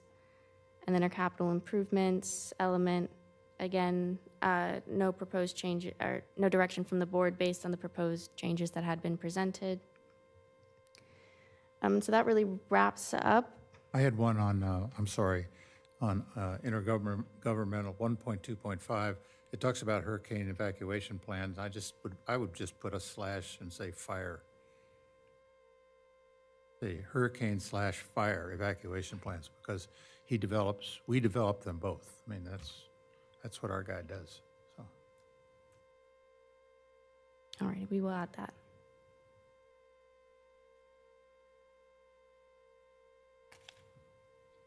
So in regards to next steps, hopefully we can schedule a transmittal hearing for next month. Again, that gets transmitted to the state.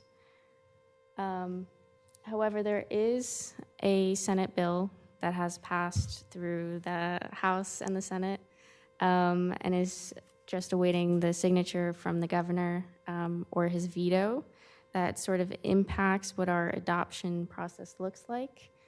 I don't know if, Sarah, if you would like to provide that information. Sure. The bill that Simone is talking about is Senate Bill 180, which, as she mentioned, has passed both the House and the Senate, but has not been either signed or vetoed by the governor. And it provides that each county listed in the federal disaster declarations for Hurricane Debbie, Helene, and Milton are incorporated into this new requirement, and that basically extends to everyone in the state. So this new requirement provides that you cannot adopt any amendments to the comprehensive plan or the land development code that is more burdensome. And I'm just going to read right from here, where it proposes to adopt more restrictive or burdensome procedures concerning review, approval, or issuance of a site plan, development permit, or development order. So essentially, any new ordinances or comprehensive plan provisions that are more burdensome than the previous provision are not permitted. So what that means for us with the comprehensive plan is either it's not adopted or we need to go through and parse section by section as to what is more burdensome and what is just carrying forward what was there before or less burdensome. So that's what we're looking at doing if Senate Bill 180 is in fact incorporated into law. I know that there's several groups now that are trying to get the governor to veto that bill, but we haven't seen any movement there. And the problem when things are passed almost unanimously, it's easy to override the veto as well. Correct. I think looking at what we've been reading in here, do you recall anything in the comprehensive plan that makes it more burdensome? I don't recall reading anything that did. Yeah, and that is one point that we raised, is that, the language in the comprehensive plan is very aspirational. Right. And so that, it likely won't fall into that. Burdensome type talk will be something we'll talk about at the land development code side. And so that, the one part with this, one way to look at it, changes that we've done, the updates we've done have been mainly to revise the modernize the language that's in the comp plan, do things that we've done before better, I would say, but really aren't. I think we'll be able to pass a straight face test on the burdensome aspect of it, and so we talked about that aspect, and part that Sarah didn't mention, it's maybe you did, but it's retroactive back to August, and so we wouldn't have been caught here one way or the other with this one, and so this is, and then also thinking forward, that October 2027 date that gets us out of this, then nothing prevents, what's going to happen next is we'll have that next storm event, we'll have that next declaration, and then you'll have that time frame extended yet again, if the language holds in this, if it gets adopted. And so, there's theoretically, you could be 6, 7, 8 years out without having something more burdensome adopted. So and the other part we said, my theory is we could come forward and have some of it adopted now, have it all adopted in the ordinance, but have some of it become effective October 2027. That doesn't seem to be an option either, because you can't propose that which is not yet effective. The statute's clear that you can't propose or adopt. You're prevented from doing that. Where this burdensome test comes in, something ill-defined, but I think we'd be good in the comp plan, in the context of the comp plan. Well, while I've got you there, I've asked you this question, you've cleared it up for me, but for the rest of the commissioners. What's the difference between the land development code and the land development regulations, and why do we have both terms? We were, at one point, we were thinking that we wanted to do something a little different. We weren't going to call it the code anymore. And so actually in the old iteration of the comp plan, we were calling it land development regulations. And if I make it akin to, we all would call plan unit developments, PUDs before, but then we had this kind of, I'd say in the industry, maybe more specifically in Palm Coast, the master plan developments, MPDs. Are they PUDs by a different name? Yeah, but master plan development, I think, would be something at a larger scale. We were thinking the same thing about LDC versus LDRs. Synonymous, sure, but we before had said, let's head in a different direction. Let's call it something different, and now interspersed in there now what we saw, we use both terms, and we should not. We should fix that to one or the other. Figure out which one we're going to do. Probably land development code. Thank you. Thank you.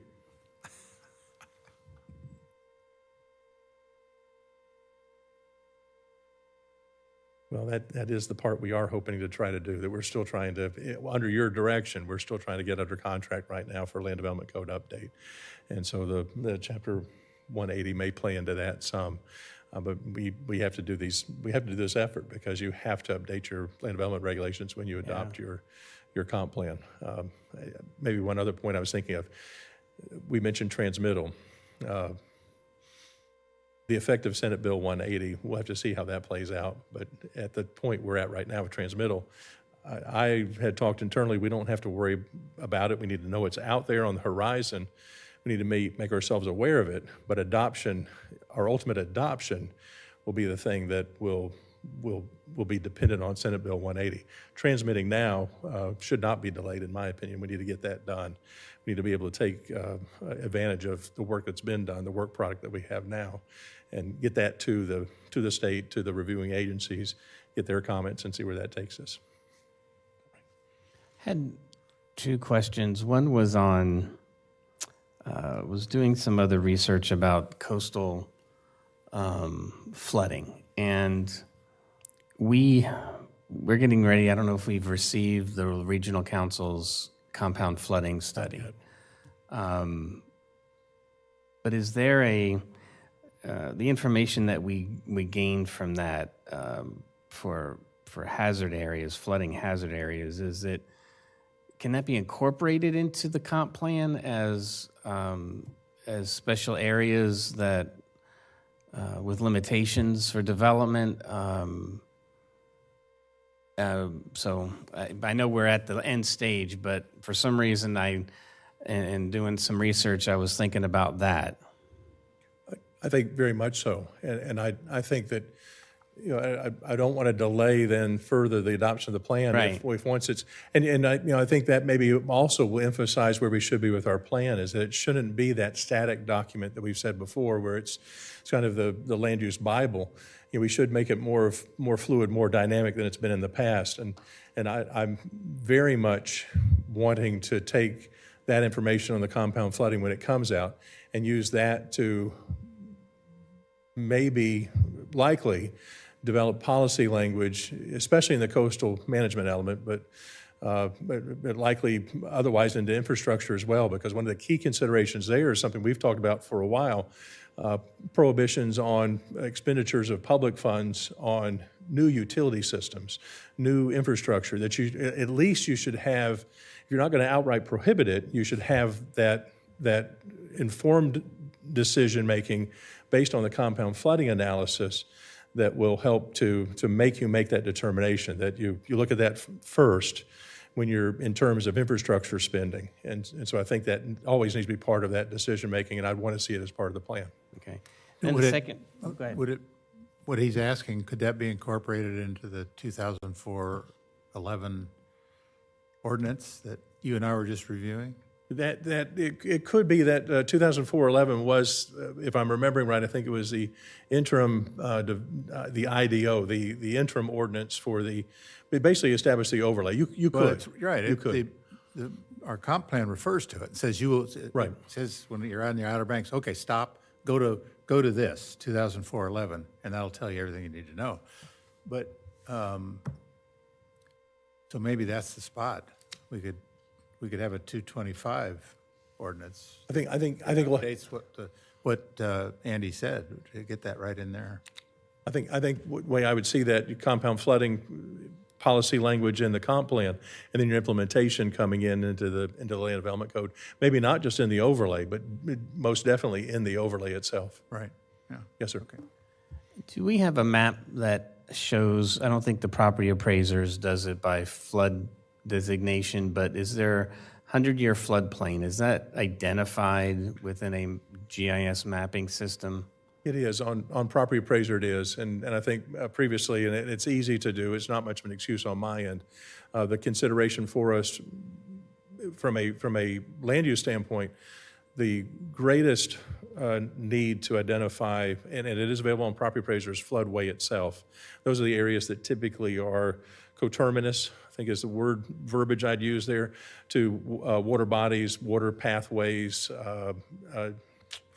You'll see them usually around lakes and rivers and things like that. So for us, it's Hall Creek system has actual floodways distinguished from floodplain. And so everything is going to be some type of floodplain. It is shown on the property appraiser's map. Right. I know they have I didn't know if it was a certain designation, the AE, or if that was 100-year or not. I don't know if it's clearly defined what the 100-year.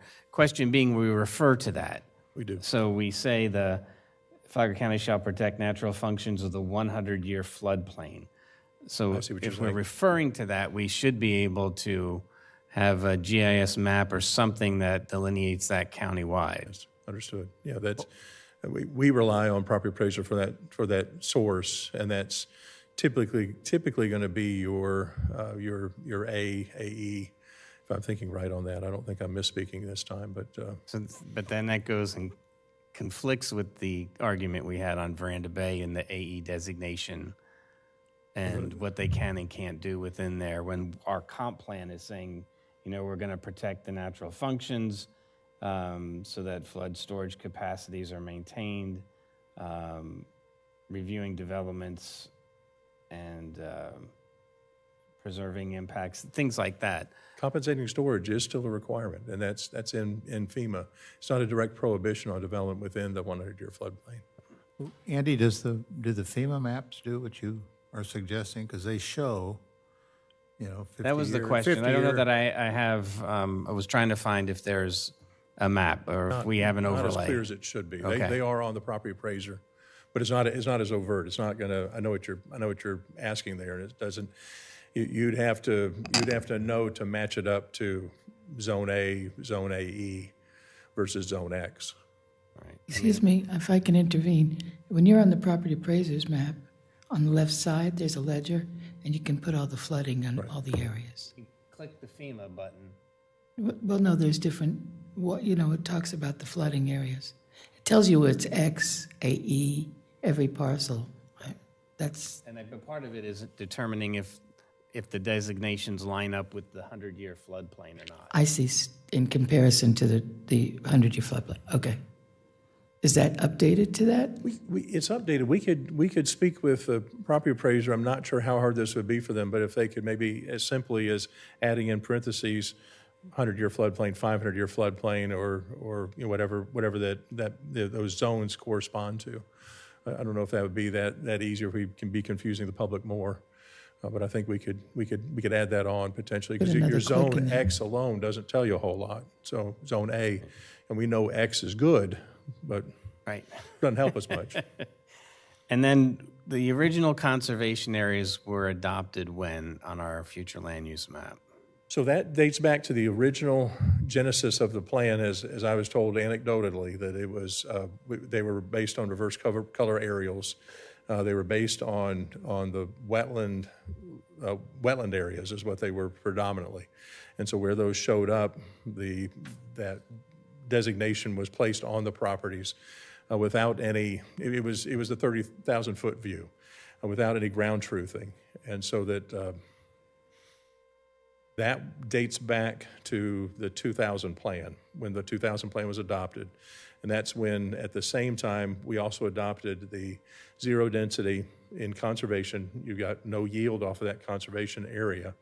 At the same time, then, that coincided with the 1 unit per 5 acres in the ag and timberlands. And so and then we had a policy that went along with that if a landowner then disagreed with the amount of conservation on their property, they could go and have a delineation done on their own, wetland delineation, or could go and, if there was a work product available from Water Management District, Corps of Engineers, DEP, some other agency, they could provide that to us. And what that would allow us to do is to do the ground truthing, the error correction for the larger area in an attempt to reduce down that conservation. Yeah, see, so I guess changing that would be costly at this point. That would be a taking. Is that correct? If we went through an attempt to justify or ground truth or correct at this point, since it's already been established? We have talked internally about the potential of using. Problem is none of the source material is as exact as you'd want it to be, unless you actually did a wetland delineation on everyone's property. So we had talked about doing somehow, and maybe just as simple as taking the National Wetlands Inventory and making that the conservation. But just the same, any one of those would end up being a taking now at this point. And honestly, I don't know how we were able to avoid it last time, that kind of argument. And we even, fairly recently, we were still having farmers, large landowners coming back and recounting stories of, the method that we used at the time was sending a letter saying we're getting ready to revise this, and folks didn't know what that exactly meant. Found that out later when they came in and you were trying to get a permit. And certainly, it don't make it sound worse than it is. Farming activities in accordance with best management practices could be done in conservation areas on our maps. That wasn't an issue for us. It was density or actual development. And so what's happened now is, you can imagine the instance, the owner of a 5-acre property comes in, it's got 3/4 of it showing as conservation. They're wanting to put their homestead on that, and we're telling them you can build here, outside of that, but you can't build here. And you know, they may know it better than we do and usually do, and there's no wetlands on the property. We tell them that they have to go through this process, and that's usually pretty onerous and can fairly quickly turn somewhat contentious with a landowner that's had their property for a while and is attempting to change something that is viewed by them as arbitrary on a map. Right. I'm just wondering, too, as we have talked a lot about the wildlife corridor and different things, if there couldn't be, is it just a wetland delineation is the only thing that is the single parameter? I mean, it seems like there's lots of other layers to conservation, especially contiguous parcels. That's a great point. Drainage basins and flow. It shouldn't just be that, but then when we were making the maps, they were limited to just the wetland areas. The reverse color aerials was what was used. You know, but the hindsight now is that, and what we want it to be is something much more. You know, conservation should be that interconnected wildlife corridor. It should be an area potentially, if it has, you know, maybe even some kind of historical significance or sensitivity to it. You know, it should be an area that we would designate on our map as having some special consideration, not just wetlands. You know, it could be something more particular to it, and so that's the other side of that is that it shouldn't be limited just to a wetland qualifier. And the other part to say that, you know, we all know also is that wetlands alone, you know, that's not, you don't know the UMAM score on that. You don't know how good of a quality of those wetlands are. And so, you know, even looking at the National Wetlands Inventory as a tool for us, we're looking, is it isolated? We do want to get some quality assessment of it, because just because it's a wetland shows up that way on one of these maps doesn't mean it's something that immediately deserves protection. The example was, and I apologize, everyone wants to go home. It's a snooze fest, isn't it, today? Boy, we had a morning meeting, then budget, and then... So the parcel right next to the McCraney piece, if we pulled up the property appraiser's map, is does not have a conservation designation over it, but you pull up the wetland map, and it is part of a contiguous system that runs. So do we open this for corrections, or do we have a time period where the map gets corrected on some of these obvious things, or at this point, did we correct the land use map at all through the process? Not yet, and so that is something else that's the homework. That one of the ways we actually started when we first started the comp plan update, the way we started it internally, because in one of the items that's come up for us several times. I'll give you the example. Bay Drive Park, it has a residential designation on it right now. And so that when we've had different opportunities for recreation grants, FERDAP, I think was, why am I thinking that? I don't even sound right now. But recreation development, when we come back with that, the state has come back and said, do you have this area appropriately designated on your land use and zoning for a park? And we said, well, yeah, we've got our public use approval. But it's not, to them, it's not sufficient to have that public use. You need to have an equivalent land use and zoning. And so that was, short answer back for you is we have a table that we've developed that's, I think it's about 15 pages long, that identify parcels with a designation and then what changes we want to have those happen to be able to now become consistent. We will follow up with that after we adopt the plan. And so the map will come next. So this was the example that just to the left of the McCraney piece shows the, it's the So your FEMA flood map zone. is clicked. Yes, sir. So you see the green area, the AE, but then if you take that off and go to the... We usually use soils on this one as an indicator because your soils and your wetlands will line up fairly closely. So if you whoever's click that, driving the mouse, take the FEMA off, and then bound down about 4 down. then do the land use layers. Oh, okay. We could do that too. Right there. The next one down. Yep, that one. And then unincorporated. We may have to turn off the soil. Oh, it's not. Oh, it's not coming up. Oh, try the unincorporated now. Unincorporated flume.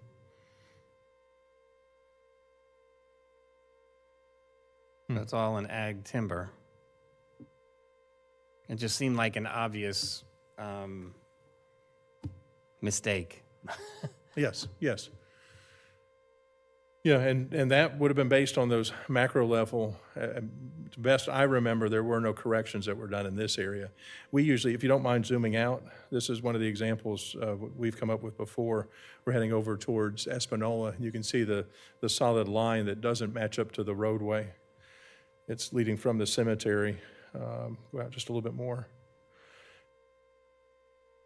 And right just about where your cursor was, we come back in, just to the right of that, you can see this nice straight line I've never seen, there it is. You can see that off to the right-hand side, just pull it over just to the right of where and see that straight line that's in the middle of that parcel. Wetlands usually don't do that unless there's a roadway. If you don't mind the cursor just up and to your right. Yes, perfect, right there on that. Right. And so we've known that when we looked at that early on, we're like, well, what's going on here? Could be a road, it could be that the maps have shifted. And I can also say with a good bit of certainty, the conservation maps have shown pretty well that they've been accurate. The designation we've had here with that, flood zones, soil types, this one I can't explain. I still haven't been able to do that, but anyway. But I guess the point was it'd be hard to update the map in It today's will day and be. age unless you had really high quality sources. And the good news about that, LIDAR, the ability for us to be at a foot or less on its accuracy on the elevations is there. The question then comes up on a policy decision then, if we were to limit that, would we want to, I'd say quickly, maybe we're making these things less bound by conservation with the changes we'd make. Would we want to instead, if there's a situation that's out there, and there may be, that we'd make it more encumbered by the conservation? That's when we have the decisions then by the board of a taking or not. The only good part is these would be caught on a wetland delineation. They would, yes, sir. And they score a UMAM score on the quality, but. And that's how we've done it, case-by-case basis at the time of development. That's how we've been doing it so far. All right, that's it for me, sorry. We My lost questions are everybody. done. We lost the entire crowd. Yep. Anything else for Simone and Adam? No, just as a good job. It's remarkable. I can't say I enjoyed reading it all, but it was. Thank you both. Appreciate it. Thank you. All Mr. right. Chairman? Yes, sir. I move we adjourn. Can we do public comment in case there's? Oh, my God. Oh, we won't adjourn just yet. This time we'll open up for public comment. Anybody wishes to There comes speak? Jody. Wait, You haven't been forgotten. over here.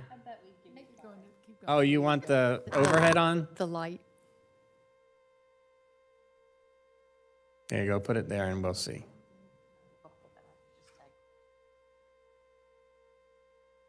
Going? Yeah. No? There it is. All right. I'm Jody Bollinger. I live in the hammock. So I had a question about the east area where it says Barrier Island, Princess Place.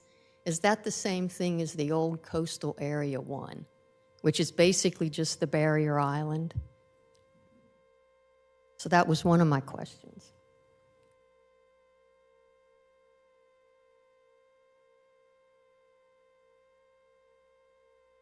I wanted to ask about, I wasn't here for workshops, but the commercial high intensity, when it was previously 0.4 and it goes to 3.0, and that makes sense, like for y'all mentioned BJ's and out on US 1 and 100. But of course, I'm always advocating for the hammock, so I'm thinking that seems to me high for the hammock, but I don't know about planning. The other thing that I wanted to ask about was the mixed-use low intensity. It's 7 residential units per gross acre. I think it used to be 1 to 7, and now it's up to 7. And the mixed-use low intensity is basically the RC district out in the hammock. And I was thinking 7 residential units per acre. If you have an 8-acre parcel, that's 56 houses on 8 acres, which seemed kind of high to me for the hammock area. Other thing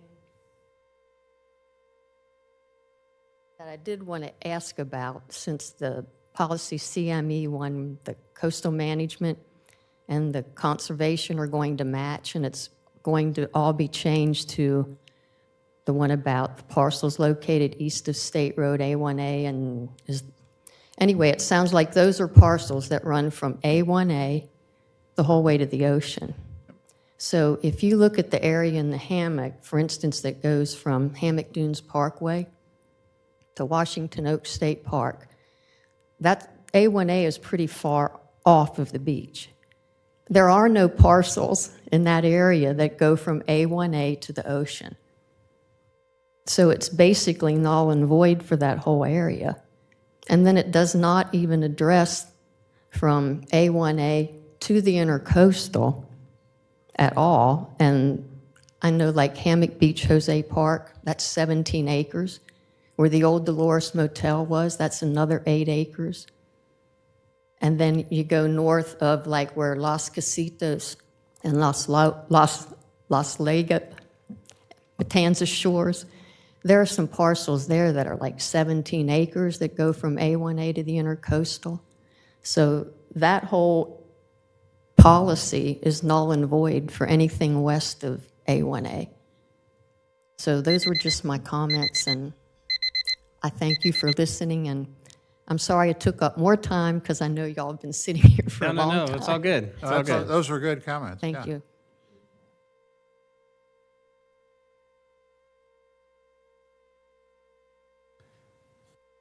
you. Can you comment on those? Is there a reason the east side or the west side was excluded? From what I understand, the historical intent of the policy was primarily for those parcels that are technically south of Hammock Dunes along the, I would say, the skinny part of the barrier island that are relatively in that That's sense, correct. I would say tall. You know, like the area where you had the appeal for the variance this morning. Right. And the intent that those parcels would be developed at the lowest possible intensity and density, primarily to preserve sightlines to the ocean. And so that's why the policy had been clarified that way.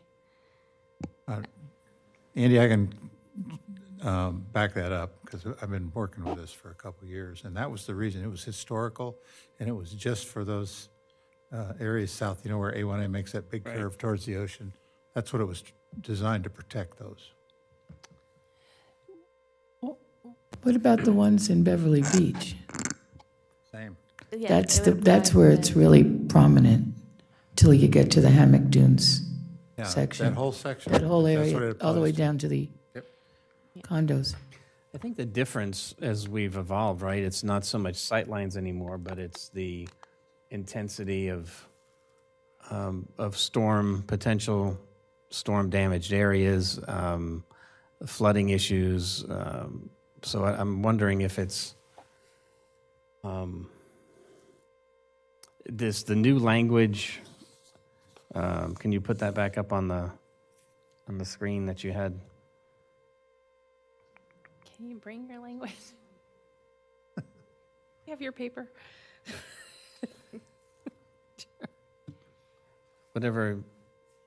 She's coming up with her. It was hers. I know, but we had it on the screen too.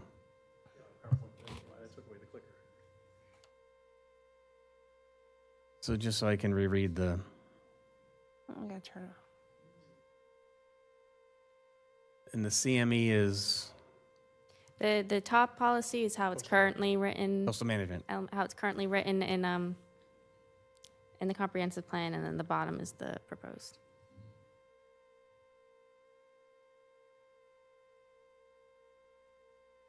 So the coastal management one is both sides of the road. That was, I suppose, also part of the motivation for rewriting the policy, is how does it get interpreted? That's the old one. Yeah.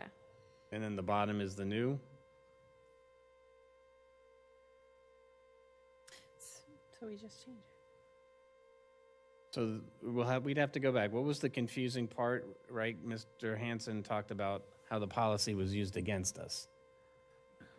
Well, they tried to interpret it that, and we used the Jungle Hut development as a case. The citizens out there, the HCA et al., tried to use this to say that they couldn't build that development because it was east of A1A and it was a scenic road and the Atlantic Ocean. So they couldn't build it.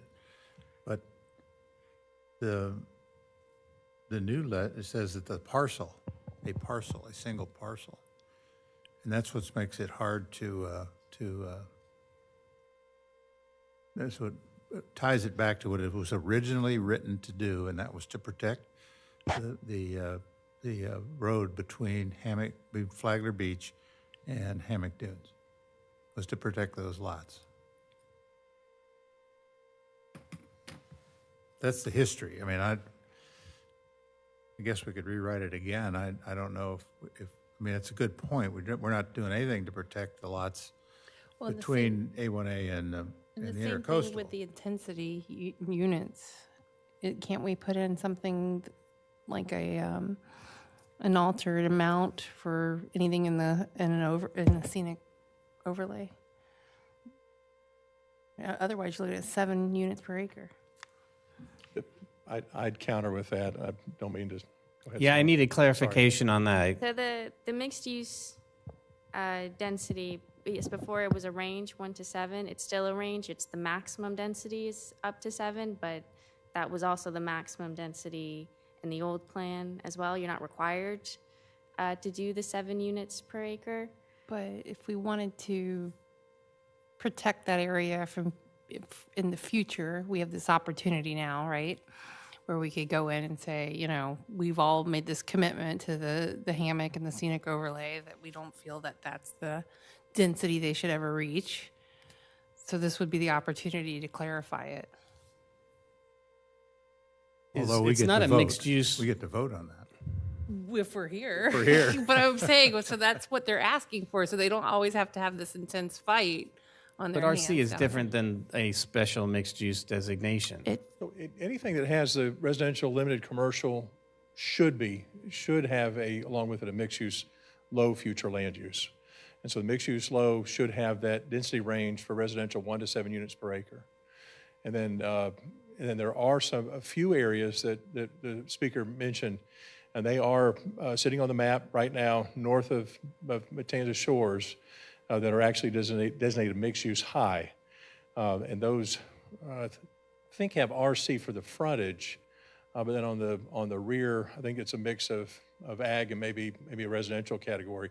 There's actually a mixed-use high, and that takes you to, I think, 8 to, I think even it may even state 10 or 14. And this kind of came back in the workshops. We had talked about specific things we wanted to see happen for the hammock, like the parking. Yeah, And yeah. this is one of those things that I think that maybe we should just knock out for future.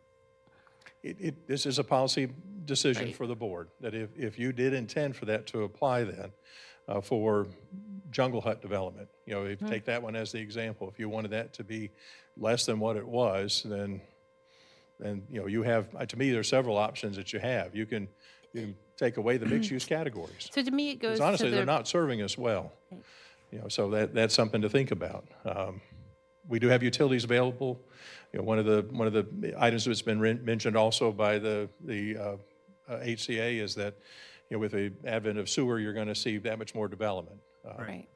It really would behoove us to do something there for preservation of hammock. I think so too. To just go ahead and have them, you know, they can pop back in here in the next meeting with a suggestion on how to revise that for that corridor. So you're right. You're absolutely right with the utility going in. There is an opportunity there that. But you said we have not gotten to a point where we're looking at the map Correct. and the overlays. And the So is this a function of that, of where we designate? Well, they're going to transmit these numbers though. Otherwise. And it's definitely what we're talking about now. In my world, you're heading into the burdensome. So now you're getting directly into the sandbox for Senate Bill 180. Okay. Because, now you're talking about taking somebody's land use rights that they have right now, and you're going to do something to make it less. That's true. I Even don't with know. this discussion. If 180 This discussion, survives. Yeah. If 180 survives. I can also foretell, and kind of what we were talking about before with the compound flooding, there will be things that we have to do related to that will be things that the natural world will make it where we just have to make some accommodations. And so there will be some areas of restricted development in the hammock on both sides of the intercoastal. They're going to come into play whether we like it or not.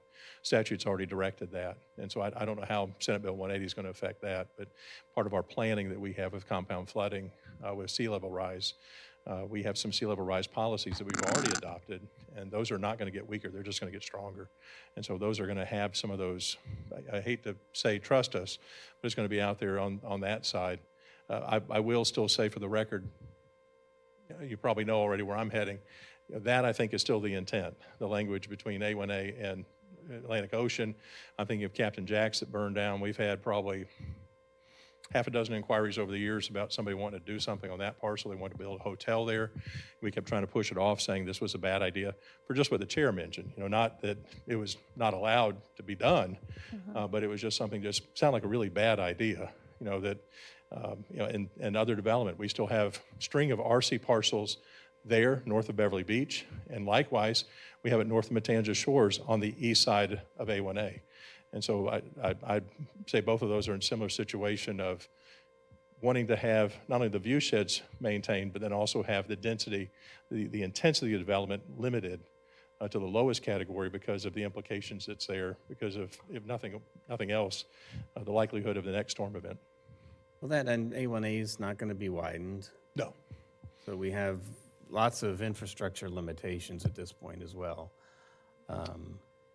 So are we saying stay with what, right? Is what I'm saying is the top was what we had and we've changed it to, or are these different? Yeah. So it was the same policy that was just duplicated in two elements, in the coastal management and the conservation. So I just presented it like this so you could see the difference between what's currently in the plan and what we had proposed. Should they So are not we have- saying the old one is better? Well, I was going to say at a minimum, it should have the designated scenic road word and wetland wording into it. Can I make up a point? I drove down A1A 2 days ago, and there's cleared out what looks like a whole nother lane next to A1A. Is everybody aware of that? That's the sewer line going in. Drop in sewer. Utilities. It's only for the utility? Yep, there's a That's what I sewer line said. going in. There were no pipes. I'm just wondering, they haven't paved it? Is that what it is? They did the piping already? Because it was all just dirt and rock. Right. They took out the path too. They got a The lot of path rebuilding is sort to of do. hidden behind That it. was that's the sewer line going in. Okay. I thought it was in already. Okay. I think, Vice Chair, to respond to your comment, we've got a couple other scenic roads. And so we do have the, Flagler Crossroads. Heritage Crossroads. Heritage Crossroads. Yeah. So we've I got feel that that way out there. I don't know if that would necessarily apply. I mean, and for us, the only part of A1A that's in unincorporated is part of the scenic highway. And it's all part of the scenic highway from one end of the county to the Can't other. we So write it it's kind of, specific to their scenic? you can do whatever you like, but yes, you could. And In my opinion, that's what you should do. And I wouldn't worry about the burden argument right now until you know that's a thing and they come back to you on it.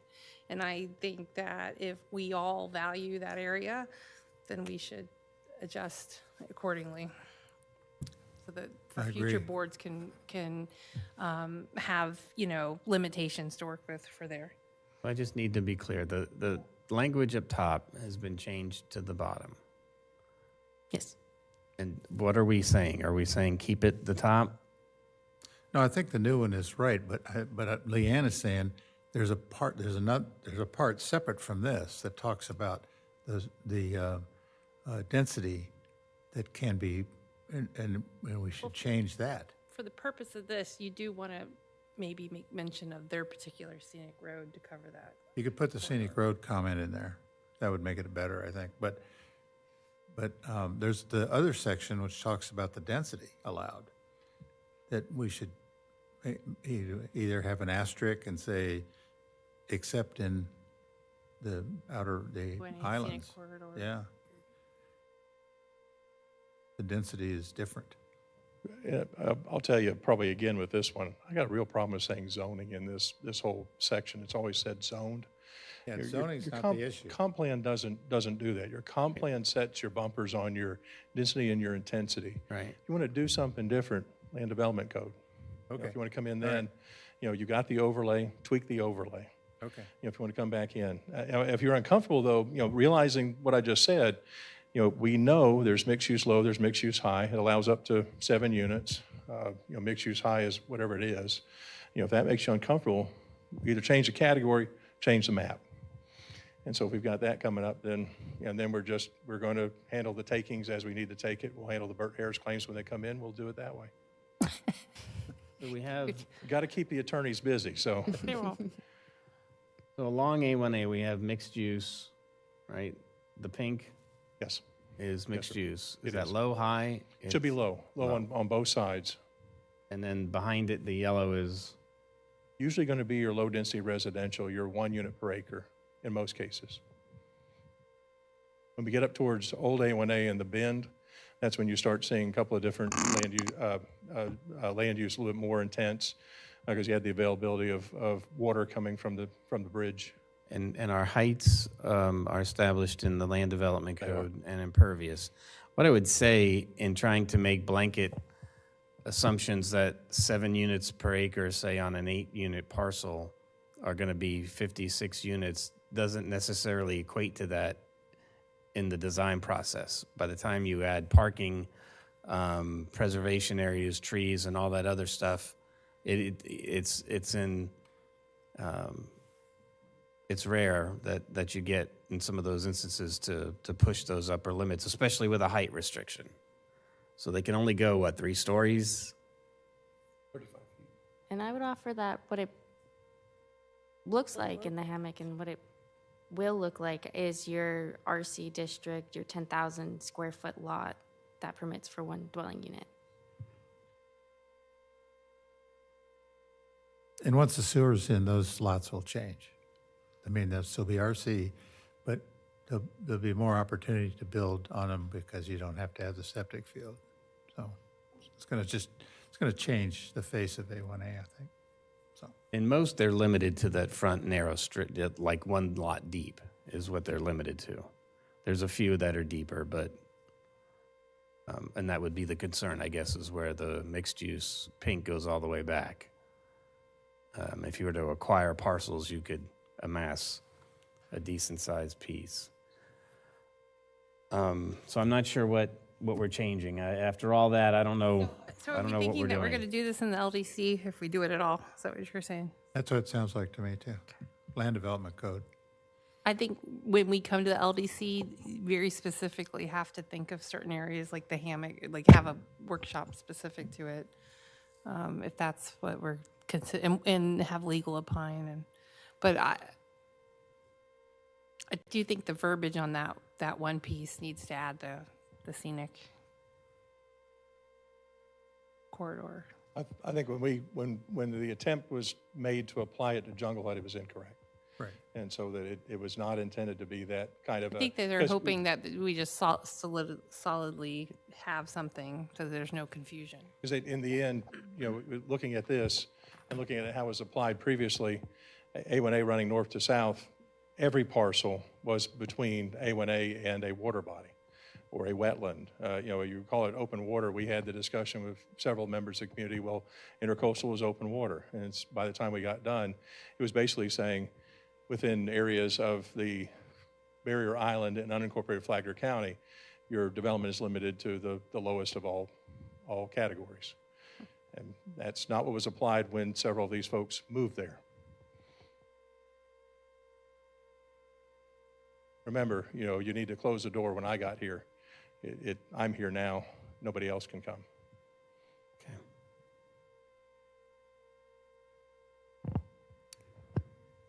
I think I would also offer that with our mixed use low land use density, it is mixed use low, so there are somewhat requirements for having both residential and non-residential uses. So I think right now we have it in the code, we're up to 65% of the land can be used for residential. Based on the development pattern, we haven't necessarily required that commercial component, but I believe we have it written in the code now that you have to sort of almost preserve a portion, right? It was maximum of minimum open space and potential for future commercial. So that will also, reduce the total number of residential units that you can have on those lots. And then I think the first question was about the east area and whether that used to be the barrier island. In our last section of the future land use.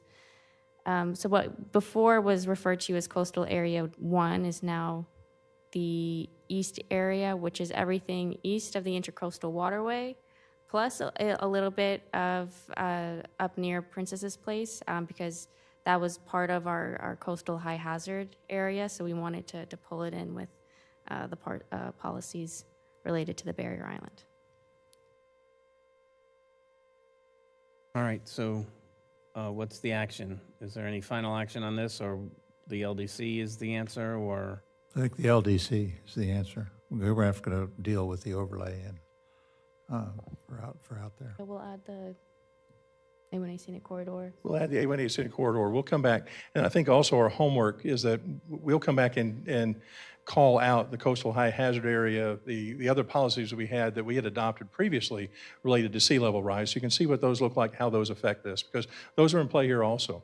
And so I think that's getting overlooked, and that's going to be something that's going to be a significant limiting factor over and above what the land use permits. And so I think, Chair, I think the discussion's healthy, but I think we shouldn't be looking at it and going, oh my gosh, this allows the 56-unit, 8-acre development. I think that's what you'd say then a theoretical maximum. We're not going to get there. Right. We never closed public comment, so I'll leave it open. Because I knew we had another speaker. Raymond Roy Pandershill. Leanne Pennington brought up a couple meetings ago when you were talking about the firehouse and the sheriff department utilizing a 300 square foot office building. Unfortunately, I had an experience with the sheriff department. I went to go get fingerprinted over at Oak Kings Road, and I went into the lobby. I said when I was there for business, meanwhile there was some conducting business going on to my right.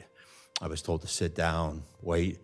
So for a half hour, I heard about all this information about the domestic dispute, firearms, addresses, everything. And I thought it was very unprofessional. But I addressed it with that office at that time and let them know that they should relay it to the sheriff department chief, because I don't think he's probably aware that building over there is inadequate. I don't know if you know what I'm talking about. It's utilized like a bank, and I barely could get in there for parking. So I just wanted to address it because. My opinion, I don't think you should be combining the forces together, only because I'm also a retired fire department, and they're a different entity. They want to come in and have donuts and coffee with us, that's fine. But I'd hate to have somebody in there conducting a domestic dispute, and we'd all know how that can sometimes go to a higher level. And, the fire personnel ain't going to have any firearms to protect themselves. So I think we should try to really look at the safety side. Now, I don't have no problem if they want to have the sheriff department go over there and have it change the uniform because they had to go in to do a swim rescue or something like that. But you got to make sure, like Leanne said, make sure what kind of conduct business they're going to do in that small little square footage. It might not even be inadequate for them to do anything at all. So thank you. Thank you. Richard Hamilton, and hopefully the final comment for the evening. It's raining outside now. Is it? Oh, no. Just kidding. I was going to ask him if he needed a ride home now. I think you got to the point with that last discussion on the hammock and the A1A, but that simple statement just doesn't fit the hammock. There is no single type of parcel between the A1A and the ocean or the Atlantic or the dunes, because as you've seen in previous discussions, some of the parcels go to the mean high water line, some don't. The issue's really in the hammock, and I will arrange with Jody and others to try and work out that sentence, recognizing Adam's concerns and so on, but recognizing that you have certain parts of the A1A that are close to the ocean, and therefore there's issues about the coastal element that come into play. And you've got others that are much further away. They're on the A1A, they're going to be affected by the sewer and the RC. But there's very few parcels left that really have this big, they could be 56 acre for 56 home type parcels. So we're going to have to do something a little bit more specific and generic to recognize that there are different types of parcels there. The coastal flooding issue is one that's also got to be addressed. It's sometimes you're not taking things, nature is taking things from people. We see that with the rainfall and the storm surge and things. So we'll work on those wording, and hopefully there's still more time to discuss it, but not today. Thank you for listening. Bye. Thank you. Anybody else for public comment? All right, seeing none, we'll close public comment. Any comments from commissioners? Move to approve if And, everybody has no other comments. Are any administrator or attorney comments? I have none, thank you. We'll take a motion. I move we adjourn. Thank you, sir. Damn.